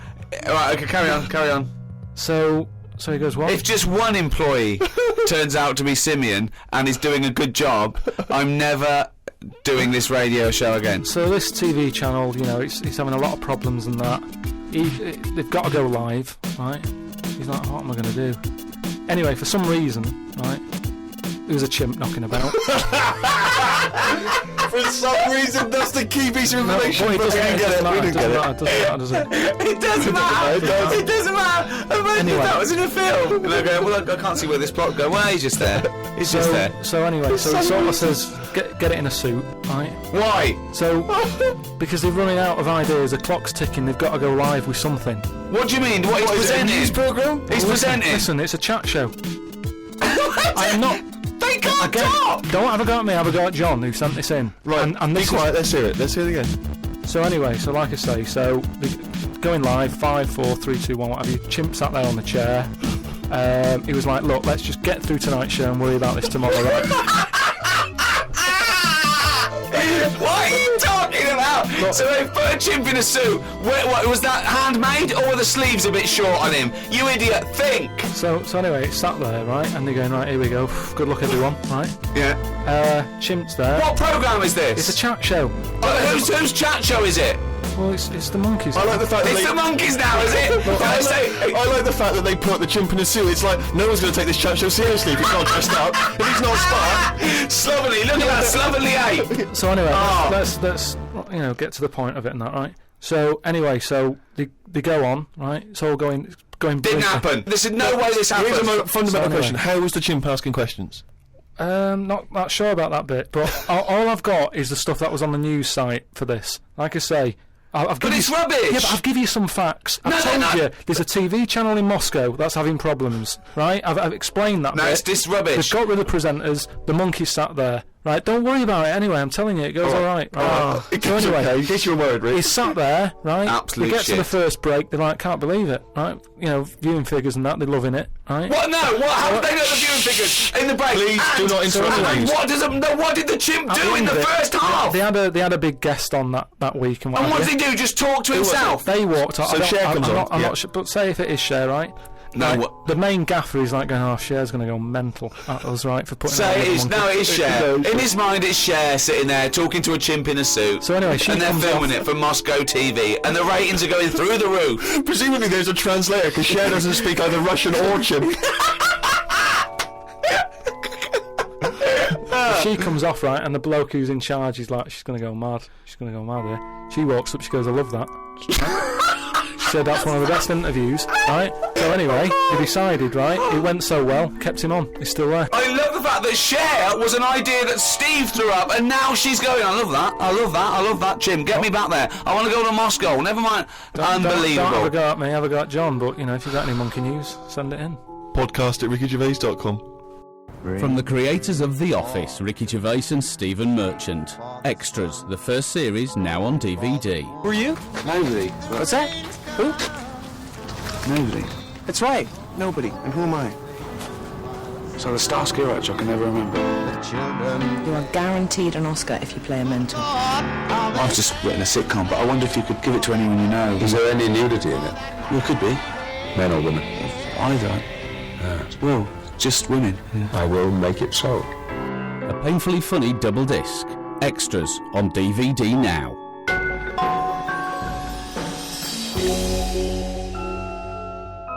Thanks for listening.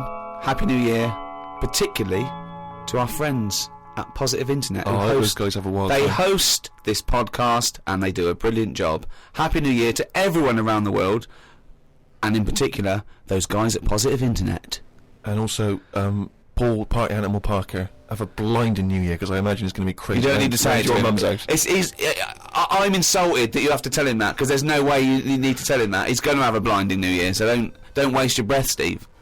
That's all from me, Steve Merchant. We've got Ricky Gervais here, and of course Carl Pilkington. The Ricky Gervais Show on Guardian Unlimited.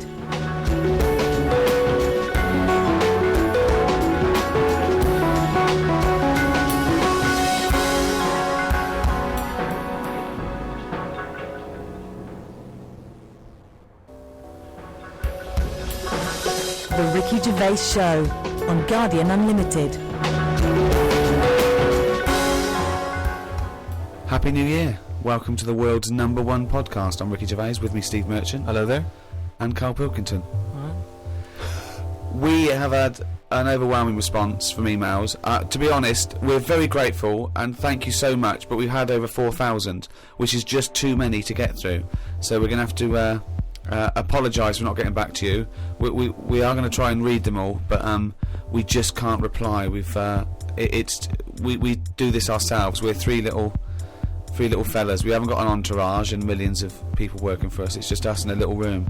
But thank you so much. One in particular, remember a couple of weeks ago we asked if there's any house DJs out there, maybe they could do a dance mega mix with the words "I could eat a knob at night." Carl just said that in conversation, talking about someone in a reality game show, "I'm a Celebrity, Get Me Out of Here," who ate a kangaroo penis, and he just came out with the phrase "I could eat a knob at night." Someone has risen to the challenge. We had about 70 different songs. We're going to play our favourite at the end of the show, and maybe put some of the others on the website, rickygervais.com, so you can go there and hear great dance tracks. They're all called "I Could Eat a Knob at Night." Oh, no one's switching off now. Everyone's guaranteed they're going to stay right to the end there, so they can hear I want a bit of knob at... Was it? I could eat a knob at night. Yeah. Know about night. It's funny, it was only a while ago you were talking about getting quoted, like Winston Churchill got quoted and Ben Franklin got quoted, and now you may go down in history. "I could eat a knob at night," Carl Pilkington. Carl, I could eat a knob at night, Pilkington. Talking of all things nobular, I got a text from Carl yesterday, Steve. A text from Carl, yeah. Yeah. I'll just read it to you. "Okay, see you to Moz for a face rub at 6:30 then. No bum tubes though." So I was intrigued and I called Carl and said, "I think you've just sent me a text by mistake. What's the explanation of that? See you tomorrow for a face rub. Yeah. No bum tubes though." Just because my mate, right, Russell, Why did he choose you? he said, you know, there's things that go on in life that you need to experience. Yeah. He said, just pop along, and I didn't say yes straight away. What's a face rub? You mean a facial? Like a facial? Just like a posh face wash. Like a facial where you lay down. You just clean your face with a flannel and that. So you're going to have a facial scrub. You're going to go lie down with another man and have your face. Well, no, this is what I was saying to him. There's a couple of questions. I didn't just say yes straight away. I questioned it. I said, "Well, I'm not that happy with this." So I said, "Look, there's nothing weird going on here, is there?" I said, "It's not a house, is it? It's a proper clinic and that." He said, "Yeah, it's proper. You wear a dressing gown and that." I said, "Well, I'm not that." So he's already got you in the dressing gown. Yeah, well, I haven't agreed to that. Today I've worn a little round polar neck sort of jumper, so I don't have to take it off. It's not going to get in the way of my face. I made sure I didn't wear a shirt with a collar. I'm not taking this off. They can put the dressing gown on top of this. Right. If you have to do it to look smart or whatever. I'm not taking my clothes off. Okay. I don't know if it's a woman who rubs my head. I don't know if it's a bloke or whatever. Well, the thing is, you get extra, don't you, for your face rub, because your face goes all the way back over the top of your head down to the back of your neck. But so you've got a big face, haven't you? All I was saying to him is, I'll have the face rub, but I don't know if once you're in there, they try and sell you the old... the bum tube thing. What's a bum tube? Is that a euphemism? What are you talking about? The thing where they pop a tube in and put coffee in your belly and it cleans you out and that. An enema? Yeah, that's... Yeah. A colonic irrigation? Yeah. Why would you have that? I don't want it. I don't think Why you not? need to. Just because I think I've said to you before about, you know, You don't need to be that clean inside. You know what I mean? I don't mind washing my face. What occasion do you need where you're that cleaned out? Do you know what I mean? And it's always a clear tube and that, and you see all the stuff whizzing past. I don't understand why it's clear. I don't know why you've got to see what's coming out of you. Like it's, like the generation game, making notes of what's whizzing past. Forget it. The Ricky Gervais Show on Guardian Unlimited. Over the Christmas break, I was watching some different TV. Saw an amazing documentary. It was called Tribes. This guy, and he goes and lives with different tribes around the world. These small little indigenous people. And there was one. He went to Papua New Guinea in Indonesia, right, Carl? He lived with the Kombai tribe. All right. Now, this Papua New Guinea is an extraordinary place because it is one of the only places left on Earth that hasn't been fully explored. There are parts of it that it's just blank on the map because they've never explored there. They don't know what's there. They don't know what's going on.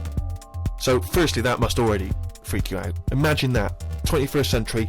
They have no idea what's going on down there. But do they need to know if there's nothing going on?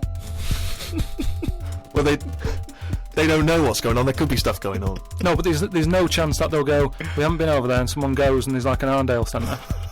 Nothing's going to be there, is it? So there's no... Well, I'll tell you what is there, okay? There's these various small tribes, okay? This guy goes, he's amazing, right? Now, the thing about these is that up until the 60s, and even more recently, some of these tribes are still cannibals. They're still cannibalistic, okay? Eating people from other tribes. This is going on now? Going on now. It's generally stopped, but it still does occasionally occur, alright? So this guy goes to live with them, right? They walk around, obviously naked, except for a little leaf just above their genitals. It's not covering the genitals, it's just above the genitals. Do they know they could move on? Have they got a telly? Or have they seen a telly and gone, I'm not up for that? Or are they saying... It's not the Amish. They haven't chosen But what is the difference between the Amish and these people? Well, the Amish are a group of people that choose to live in that way. These people are just essentially untouched by civilization. I mean, they do have interaction with civilization, and people do come there, but they still live in this very, very almost prehistoric way. They go around. They have homemade weapons. They kill pigs and hogs in the undergrowth. They live in kind of tree houses. They did buy a telly, but there was nothing on because there isn't any broadcasters. They couldn't plug it in. Yeah. They're having an absolute nightmare. Yeah. But there was one guy, okay, now he said that his brother was dying. This was a couple of years ago, right? His brother was dying. He said to his dying brother, what happened? Why are you dying? This guy said it was a bloke in another village. Okay, he goes over to the other village. He kills this other bloke, right? He eats him, or eats bits of him. The other village gets a bit annoyed. They go, what's going on? Why did you kill this bloke? He went, sorry about that, right? They said, well, you need to make it up to us. He gave him a pig. They said, a pig's not enough. They gave him 5 pigs. Hang on, who are they giving these pigs to? The tribe? To the tribe of the bloke who he killed and ate. So 5 pigs apparently made up for the fact that they'd killed one of them. They said, well, hang on, what are you going to do with this bloke's wife? Why were they bartering? Why didn't they just get the police in and say, what's going on? What police? Yeah. Why didn't they call Morse? I mean, what? Yeah. What? Why didn't they call in Kojak? Because he'd have sorted it out, wouldn't he? Or who else could they have called in? Columbo would have sorted it. I don't understand. What are you saying? There's 2 tribes. There's a number of different tribes, aren't there? I've just explained that to you. There's a number of small individual tribes in this dense Papua New Guinea forest. With a load of pigs. But the wife of the guy that he killed, Nate, they said, we don't need her now, we don't want her. So she had to come and live with the murderer of her husband. So she's living there now. Happy as Larry. But what I mean is, right, they're miles away from anything. Sound like the great place to live, right? Could they not move? Could one of them go, do you know what, I'm sick of this. I'm moving or whatever, and go to a proper city. How far away is this these Papa people to the next... They're like the Smurfs. They're very like the Smurfs. But how many miles away from a place with a normal life going on? But think about this, Carl. Firstly, they don't speak the language.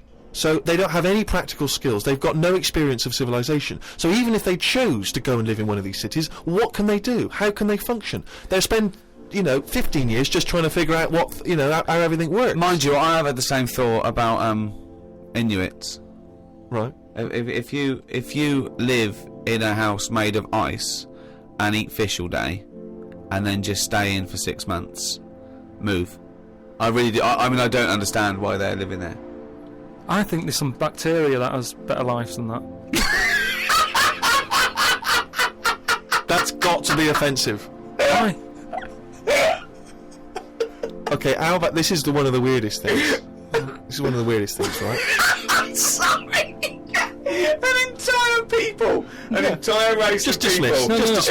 No, I'm not having a go, but I'm just saying I wouldn't fancy it. Is what I mean. But they You know what I don't mean? know Wouldn't it of be nice? another world. How can they imagine that they could... Oh, I'll tell you what, this is boring. I'm tired of hunting for food and eating fish from the river. I'll tell you what, I'd like a world where there's iPods and room service. I'm going to go and move to New York. They're not thinking like that, are they, Carl? Because they don't know about this other world. Which is why, in a way, Carl can't offend them because they are not listening to this podcast. Very unlikely. Very, very unlikely. You're not going to get any nasty letters from Eskimos or Inuits, as they want to be called now. Does an Eskimo ever? Inuit. Do they ever Inuit. meet like an English person on holiday, and an English person goes, "It's choppy here, isn't it?" or whatever? Well, what do you think? It's just that people go to, you know, Steve said before about places he's been to where people are still walking about with swords and that. People go to these places on holiday now. They like a little bit of danger. They like to see how the others live. So all I'm saying is we know they exist. Yeah. The Papa people, maybe people aren't going there. You know, it doesn't sound like the best place. You know, I can't imagine it having a tourist board or anything, right? But would they accept me if I popped over there and, you know, with Suzanne, sort out a little weekend break and that? Where are we talking? We're talking Papua New Guinea? In Papa. Well, okay, this is one of the things that they do, okay, which is a tradition you may have to do. These Kombai, right, they invert their penises. So they push their penises back up inside their bodies. Like a sock. What for? Well, Keep it out of the way. Of what? Well, if you're running through the undergrowth chasing a hog, you don't want it flapping away, you know. But it's also become a kind of ceremonial thing. So if you were over there, you may well have to try it yourself. You would have to try it yourself. If you went there, you'd have to try it yourself. But even cavemen had little pants on. Why haven't they? Whoa! Slow down. Rewind. What do you mean? Again, you've been watching the Flintstones. No. It's just, you know. Is it a leopard skin pair of pants that's actually quite a... Go on. But it's a well-known fact that they wore like bear pants or whatever. Bear pants. What do you mean bear pants? No. Listen, you are a qualified anthropologist. So what? I mean that, you know, whenever you see them on footage or in a museum. Footage. Yeah. Or Whenever you see that, Well, it's shaking. Yeah, it's black and white as well, isn't it? Caveman footage. You always see them wearing a little bit of fur little pants and that. So what I'm saying is, even though what year is it to these people in the woods? I don't know what this conversation is anymore. He's just clutching at straws. His mind, it's like a fly. His mind, isn't it? It's just buzzing round. It's trying to find a window, and that's your mind. It is just like hitting against pieces of information, but then just bouncing off. Yeah, Dazed, perplexed. Forget it then. The Ricky Gervais Show on Guardian Unlimited. You can't believe your luck, Rick.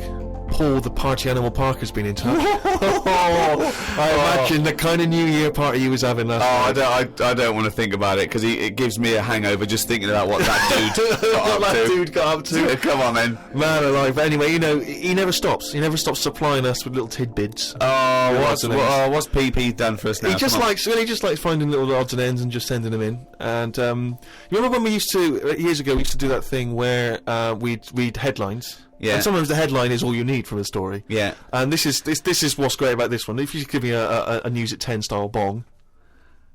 And now the news at 10. Bong. Boy waited while doctor rode unicycle.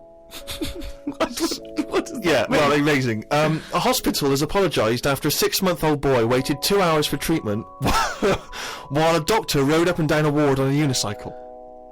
Paula Dadswell has taken her son James to a local general hospital with suspected gastroenteritis. I should point out now, James was fine, it was not a problem. But she spotted the doctor pedalling the unicycle, but was astonished when the same doctor later walked over to examine the child.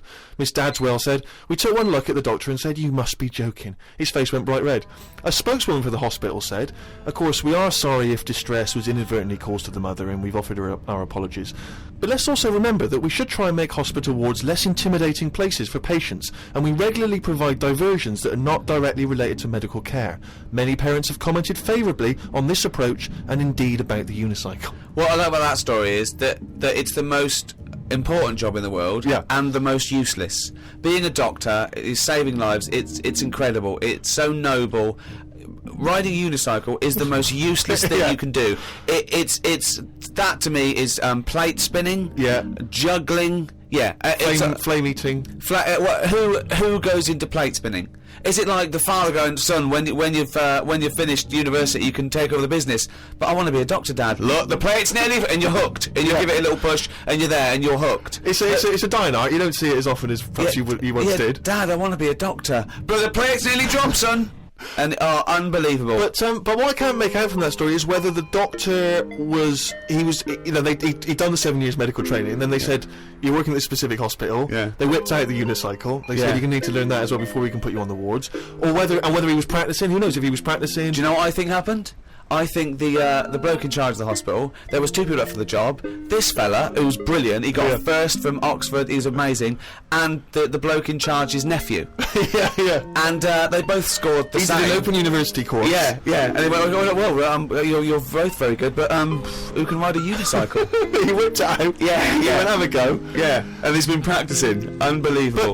But it's also the idea that if it is indeed something which the hospital has initiated in order to cheer people up, particularly kids, I mean, it just seems like a dangerous thing to be doing in a hospital, with all due respect. I think so. You could pull out leads, wires. Anything could happen. I know, yeah. They get you to turn your mobile phone off when you go into some ward, so please leave your unicycle here, surely. Do not, no unicycles beyond this point. If you have a unicycle accident, of course, it's a great place to be. It is a good place to be. It's an ideal space to be already. But who rides the unicycle anyway? Do you know what really annoys me? We live near a park. It's a lovely park, and on a Saturday for about 3 hours, there's some twat hippie with braids, dreadlocks, sitting there playing one drum. How can you play one drum? He thinks this is brilliant. This is therapy. It's shut the fuck up. It's nothing. It's not music. It's not percussion. It's not expressing anything. It's just annoying. Yeah. So this would be my worst nightmare if you were to take me on an evening out. You say, Steve, we're going tonight, right? You can't get out of it. You've got to do it. It's 2 hours. Stomp. Oh. Stomp, where they put dustbin lids on their feet. Now, I mean, I've seen a little bit of it on the Oscars. Yeah. It's all right for 30 seconds. Well done. But 2 hours. What is that show? What is the Stomp show? I don't know. I mean, Jesus Christ! After about 15 minutes, you've had enough of that. Surely. I'm assuming there's not really a story. Are they bin men? No, I just wondered how you get into that, how you start practicing and go, do you know what? That sounds quite good. Yeah, they are. They're big men, I was shopping with Carl before Christmas, and we went round sort of Piccadilly and St James's and those really beautiful shops around there. And I went in one shop. You had to ring a bell to enter. Yeah. They came down, and it's like a iconoclastic sort of shop, and they found things from churches and nearly all Russian 16th century pieces onwards. This beautiful carvings and paintings and statues and everything. And I was wowed by it. And this bloke clearly loved his work, and he was, enthusing to me about these stuff. This is from the 16th century. This is Russian. This is and I went, oh, it's beautiful. And as I was looking round, I heard Carl sidle up to the bloke and go, "What's the newest thing you've got here?" Yeah, sure. That's his first thought. I mean, that is the wrong question to ask of a man who's clearly in antiques. Yeah. Proud of the fact he's got 16th century iconoclastic Russian stuff, to ask, what's the newest thing you've got here? What sort of question is that? Oh, I don't know, probably the doorbell. I don't know, what does he want to say? Oh, my shirt. What were you thinking? For? I just was making chat with him, because it's the sort of place that I don't think many people go in, right, Steve? When you go up to this shop, right, he's not sat in there. You have to ring a bell. He's getting on with his life upstairs. He lives upstairs, right? You ring the bell to say, "What, come in your shop?" He pops down, stands there watching you look around. So it's not a natural way to shop. Sure. Do you know what I mean? It's not nice having a bloke stood there watching you look at all this old stuff and that. So I was kind of making friendly chat. Yeah. I think it's an alright question, because he was saying there's loads of old stuff in there, and he kept going on about the old stuff. What did I say? Well, what's the newest thing you've got? And what was do you know what he said? The other question he asked him? He said, "How often do you get new stuff in?" And the bloke went, "Every day." And I said to him, "Why did you ask that?" He said, "Well, I was thinking, if you've got antiques and you sell it all, what's left?" Like someone's going to sell all the antiques in the world because they're not making any new stuff. What does that mean? They're not making any new stuff. But I know for a fact no one's ever going to go in there and buy the lot anyway. I mean, I've never seen anything like it. I'm not at any point in my life, and I don't think it'll ever happen, will I go, "I need some old Russian wood." Because It was brilliant. No, it was, Steve, no. it was beautiful. It's amazing stuff. There's stuff. There's these things from the 16th century of sort of like saints and monks, and they're carved and There's they're. loads of it. It's just all piled up. No one's interested. If I was him, I'd go, do you know what? I'm into this, but no one else is. Close shop. Because seriously, it's just piled up, piles upon piles of like old bits of wood with pictures on it and that. But There was think one of, fella- just think of a man 400 years ago that carved this. No, but nobody wants it, do they? I've never heard anyone say, you know, oh look, it's my birthday coming up. I'll tell you what I'd love. What? Bit of old Russian wood. It doesn't happen. That's what I'm saying. I've never heard anyone saying it. Like, I've never overheard someone saying, you don't know where the Russian shop is, do you? And this is in London where the rates are high. There was this thing, right, Steve? You know, again, making chat. Loads of bits of wood with like them old drawings on like. It was like a panel from a church that someone had painted, right, yeah. and I think it was like, you know, from sort of like 1590 or something. Yeah. And it was this a picture of this this saint, wasn't it? So 1590 could be from any time, really. So there's this one there, right, leaning up against the wall, and most of them in there was that Stalin bloke, right? But there was this little. Right, can I just stop with there? Lenin. Right, Okay. alright then. Yeah. So he was on all these bits of wood and stuff, but I saw this other little face, right, little fella with a beard, right? So I said, who's this bloke here? He said, the story there, right? He said, it's this little fella who went a bit mad or something. He got mugged back in Russia. This is right, isn't it? This is what he was saying. He said he got mugged. It's just that term. I love that term in a 16th century Russian wood. Oh no, I'm being mugged. So he got mugged. He got and happy slapped. and he said, I've had enough of this, right? Yeah. And he went to live in the woods, right? Made like, stayed there. People went to visit him, and like, if you got a problem, you knock on his door and you go, I'm sick of it. And he'll sort of say, yeah, I know what you mean. I've moved out of the city and what have you. And he'd make him feel better, and then they go again. Now, why has that man got a plaque? If he was around now, there's no way he'd have a bit of wood with his face on it, is what I'm saying. If someone had got fed up with living in London or New York or whatever, and they go, I'm going to go and live in the woods, people wouldn't visit him, and he wouldn't get a piece of wood with his face on, is what I'm saying. But this man is selling it for about, I think it was about 750 quid for this bloke's head. He's having a laugh. Because it's 400 years old and beautifully painted. But the chances are that this is either a well-known Russian folktale, or it may even be a piece of classic Russian He's a literature. saint. He was a saint. He was well, in which canonised. case, Yeah, but yeah. everybody was a saint years ago. That seems to be like thrown about, doesn't it? Who's a saint now in this year? Who's a saint? Naming one now. Yeah, this fella lived in the woods in a hut. Oh yeah, that's Saint John or whatever.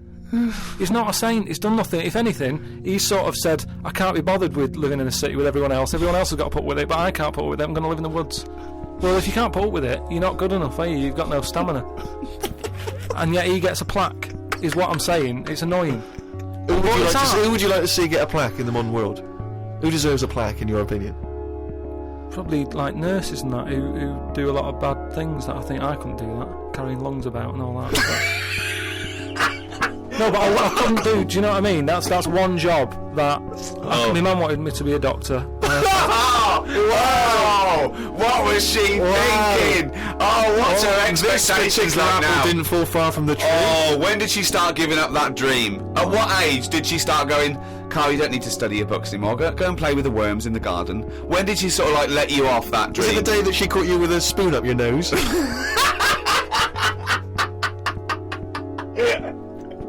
From the creators of The Office, Ricky Gervais and Stephen Merchant. Extras, the first series, now on DVD. Who are you?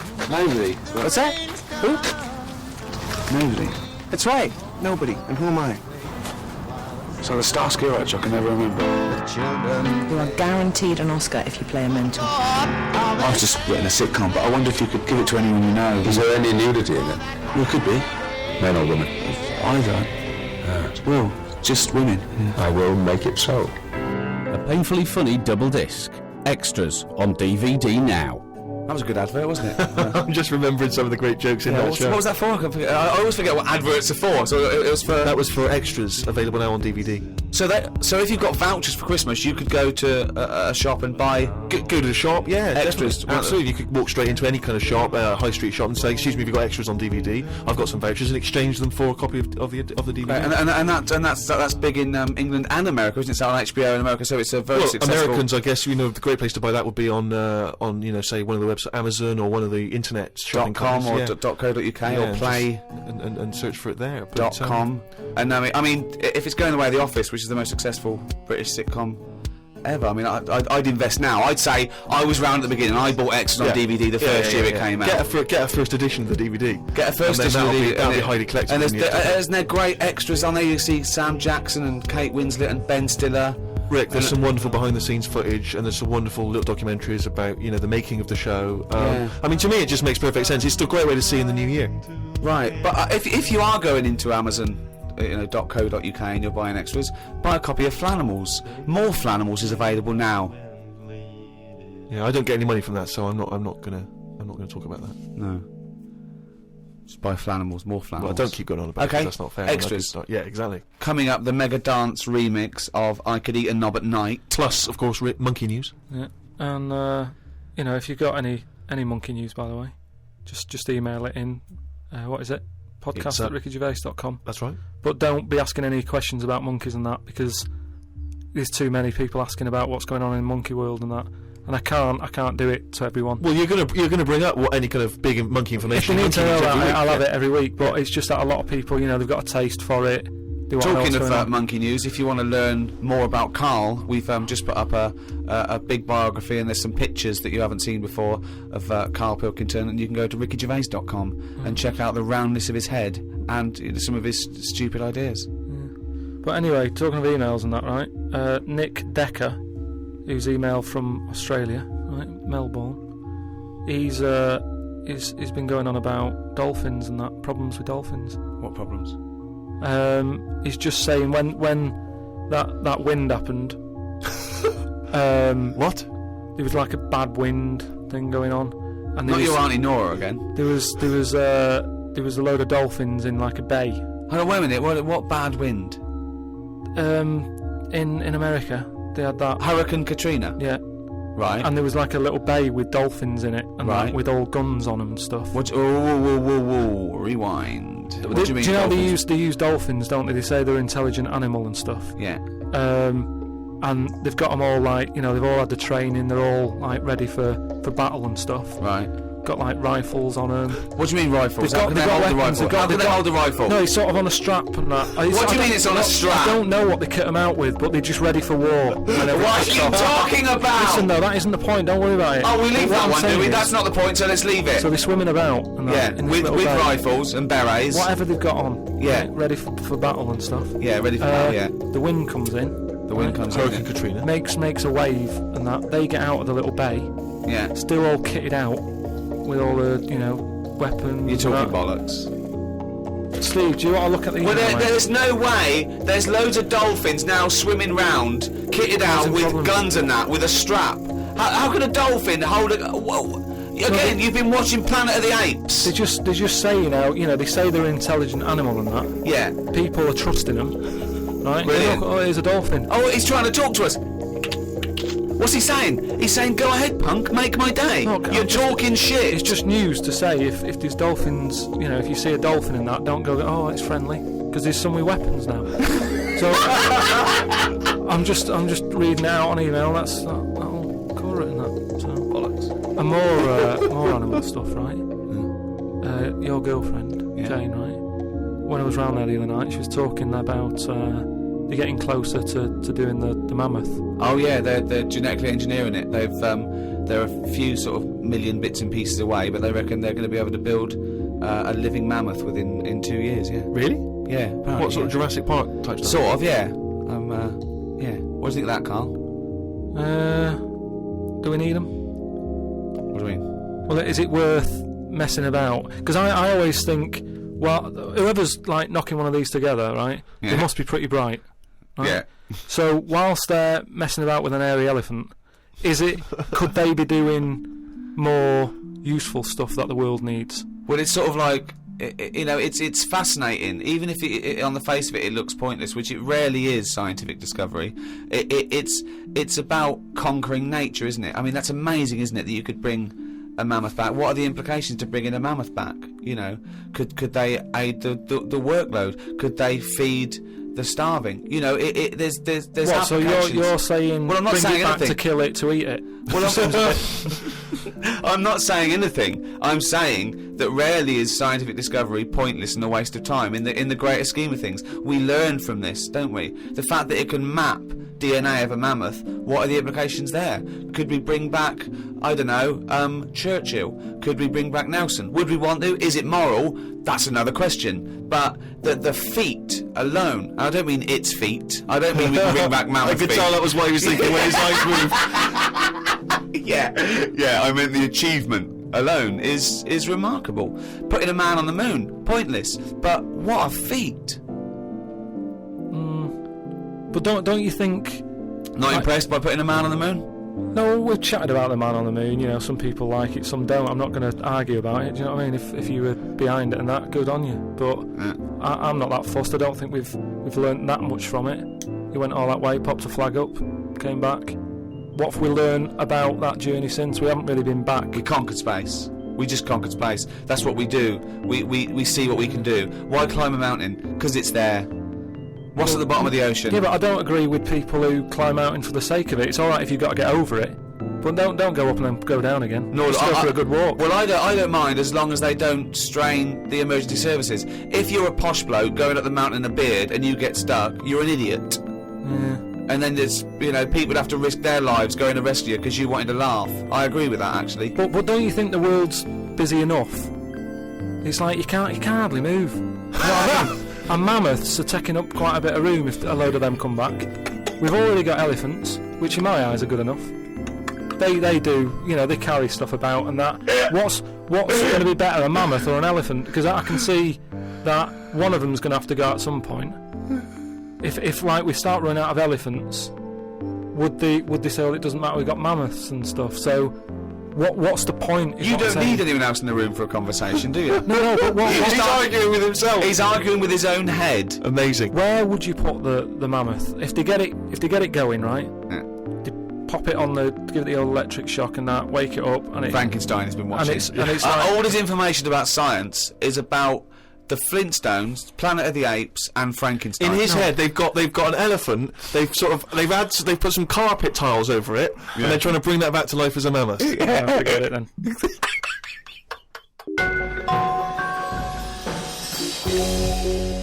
Carl, can we have some monkey news before I die?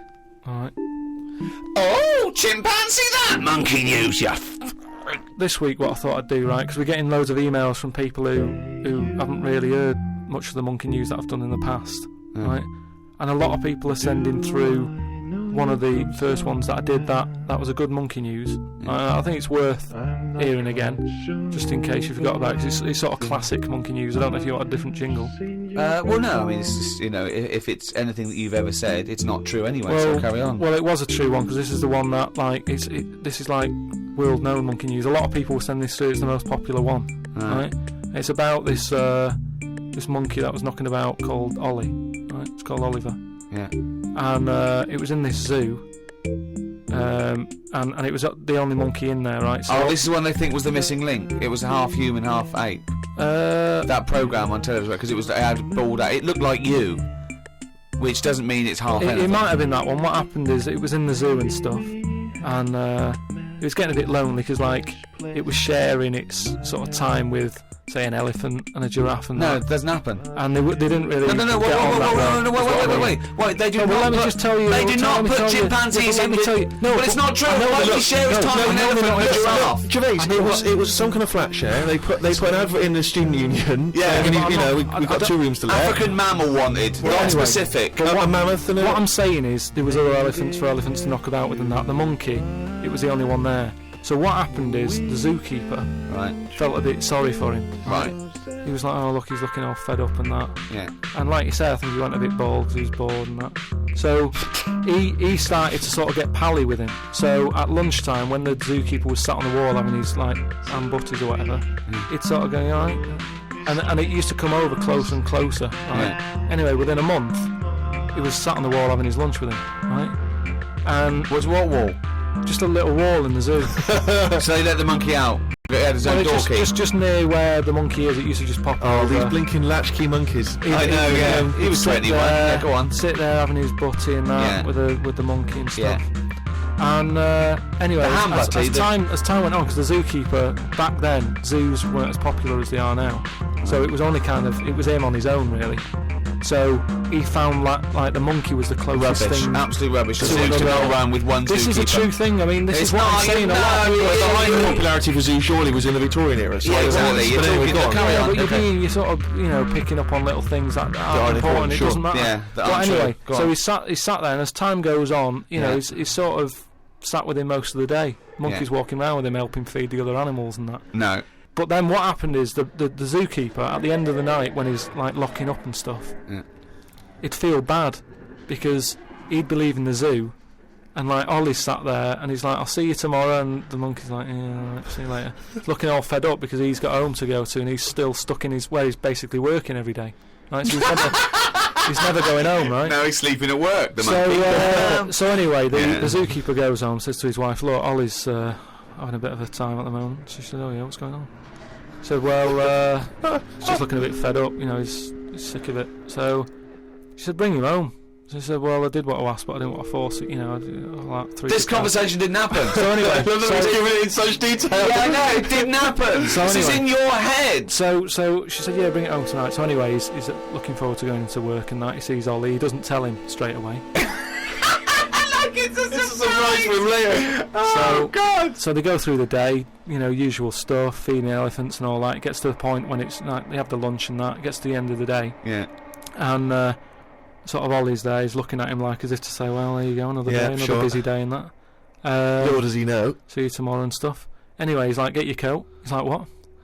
Coat? What do you mean, get your coat? Whatever the equivalent is, right? Whatever you say to a monkey, it was kind of like, you're coming with me sort of thing. Right. So he's going, oh, brilliant. Anyway, No, he's not. So Why he do you mean he's going brilliant? he takes Look, it home. so he gets his right? hat and coat. He gets his hat and coat and stuff. Yeah. And he Can't believe his luck, right? Yeah. He goes back to the zookeeper's house. Everything's going well for about a week and a half. Right. Has he He's got his at own home. room? He still goes like to work and stuff To the zoo, yeah. to the zoo. He and doesn't then- work there. And then he comes back with the zookeeper. But anyway, what ended up happening is, so anyway, he's back at the house, and it's going well for about a week and a half.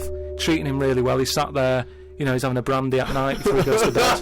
Zookeeper noticed that when he took it back to work, it was kind of getting flashbacks of not having a good time in the zoo, right? So he was like, this isn't helping him out. He's happy when he's at home with the brandy and the fags and that. When he comes back here, he's starting to look a bit fed up. So he said to his wife, look, you're at home all day, right? Oh, jeez. I'm going to work, I'll leave it with you, right? So Ollie stays at home. Yeah. Anyway, as time goes on, Yep. a little bit of trouble. Whilst the fella's busy at work, grafting, paying the bills and that for Ollie at home, Ollie starts getting a little bit cheeky, tries it on with the missus. Right. Whoa. Right. How does a monkey try it on with the missus? Are you But this talking shit? is classic monkey news. And How does it try it on with So the he's a missus? bit drunk. He stinks of smoke. He tries it on with the missus. How does he try it on with her? I don't know all the detail on You don't know on that any of bit. the I don't know details. the detail on that bit. But You don't all I know any of the No, I don't know details. the details on that bit. You but don't know I any of the details. So what happened? So while the zookeeper's away, the monkey did play. What happened? Did the zookeeper's wife reciprocate these affections? Just a little bit of like, little bit of fun, I suppose. She probably went along with that at first. She's cooking at home, getting the tea ready. That's walking past, pinching her arse or whatever. And do you know what I mean? It starts off just like it does, with humans. Starts off as a bit of fun. Before you know it, split up in the end. Anyway, the zookeeper and the what's it? I think the monkey stayed with the woman. It's all there. It's Honestly, all on email, mate. your imagination. Well, you look should it up. write stories. You Get should people- write. Get people to look it up. Just put in monkey, chimp, Ollie, and it's all there. The Ricky Gervais Show on Guardian Unlimited. Happy New Year, particularly to those great guys at Positive Internet for hosting this podcast. Dynamite. The world's #1 podcast, thanks to the guys at Positive Internet. So, check out rickygervais.com to check out Carl's Head. You know, go and buy extras and flannels. Check it out on flannels.com. Oh, come on, this is shameless. Extras still available. Fridge freezer for sale, £400 or nearest offer. Steve Merchant wishing you a happy new year. I'm sure Carl Pilkington wants to reciprocate that. Yeah. And do you know what I want to wish them? I want to wish them a fantastic new year.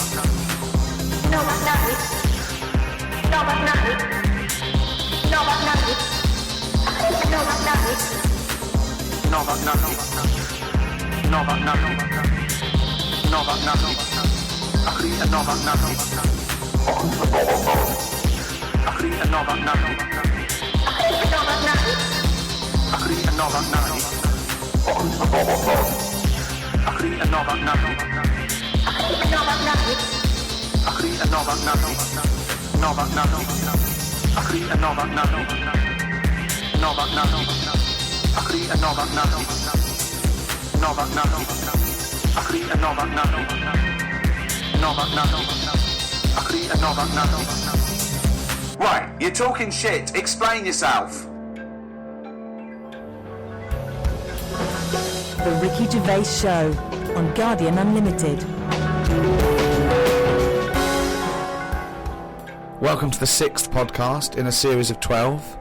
The Ricky Gervais Show, available online with me, Ricky Gervais, Steve Merchant, hello, and Carl Pilkington. Alright. Halfway through after this then, Carl. Yeah. You enjoying it? It's alright, isn't it? It's had a great response. We're the #1 podcast in the world. We've had thousands of emails and messages, and it's just great to know that people all around the world are listening, don't you think? Yeah. It's great, isn't it? I should just point out, Rick, that we've had a few emails, including one from Mark Pavlidis, that says that some of the people listening on the enhanced podcast, so, you know, these fancy people, super rich people who can afford that one, apparently sometimes if they try to pause the show halfway through, it sort of freezes, and they've got a problem restarting it. And he's saying that apparently you should just hold down menu and select, and that'll reboot it. So I don't know if you have had that problem. Hold on, who's pausing this show halfway through? I don't understand it. I can't believe it. This is like a book that you can't put down. What have they got that is better to do I with don't their know. time? What can be better than listening to Carl's drivel and his stupid theories? Unbelievable.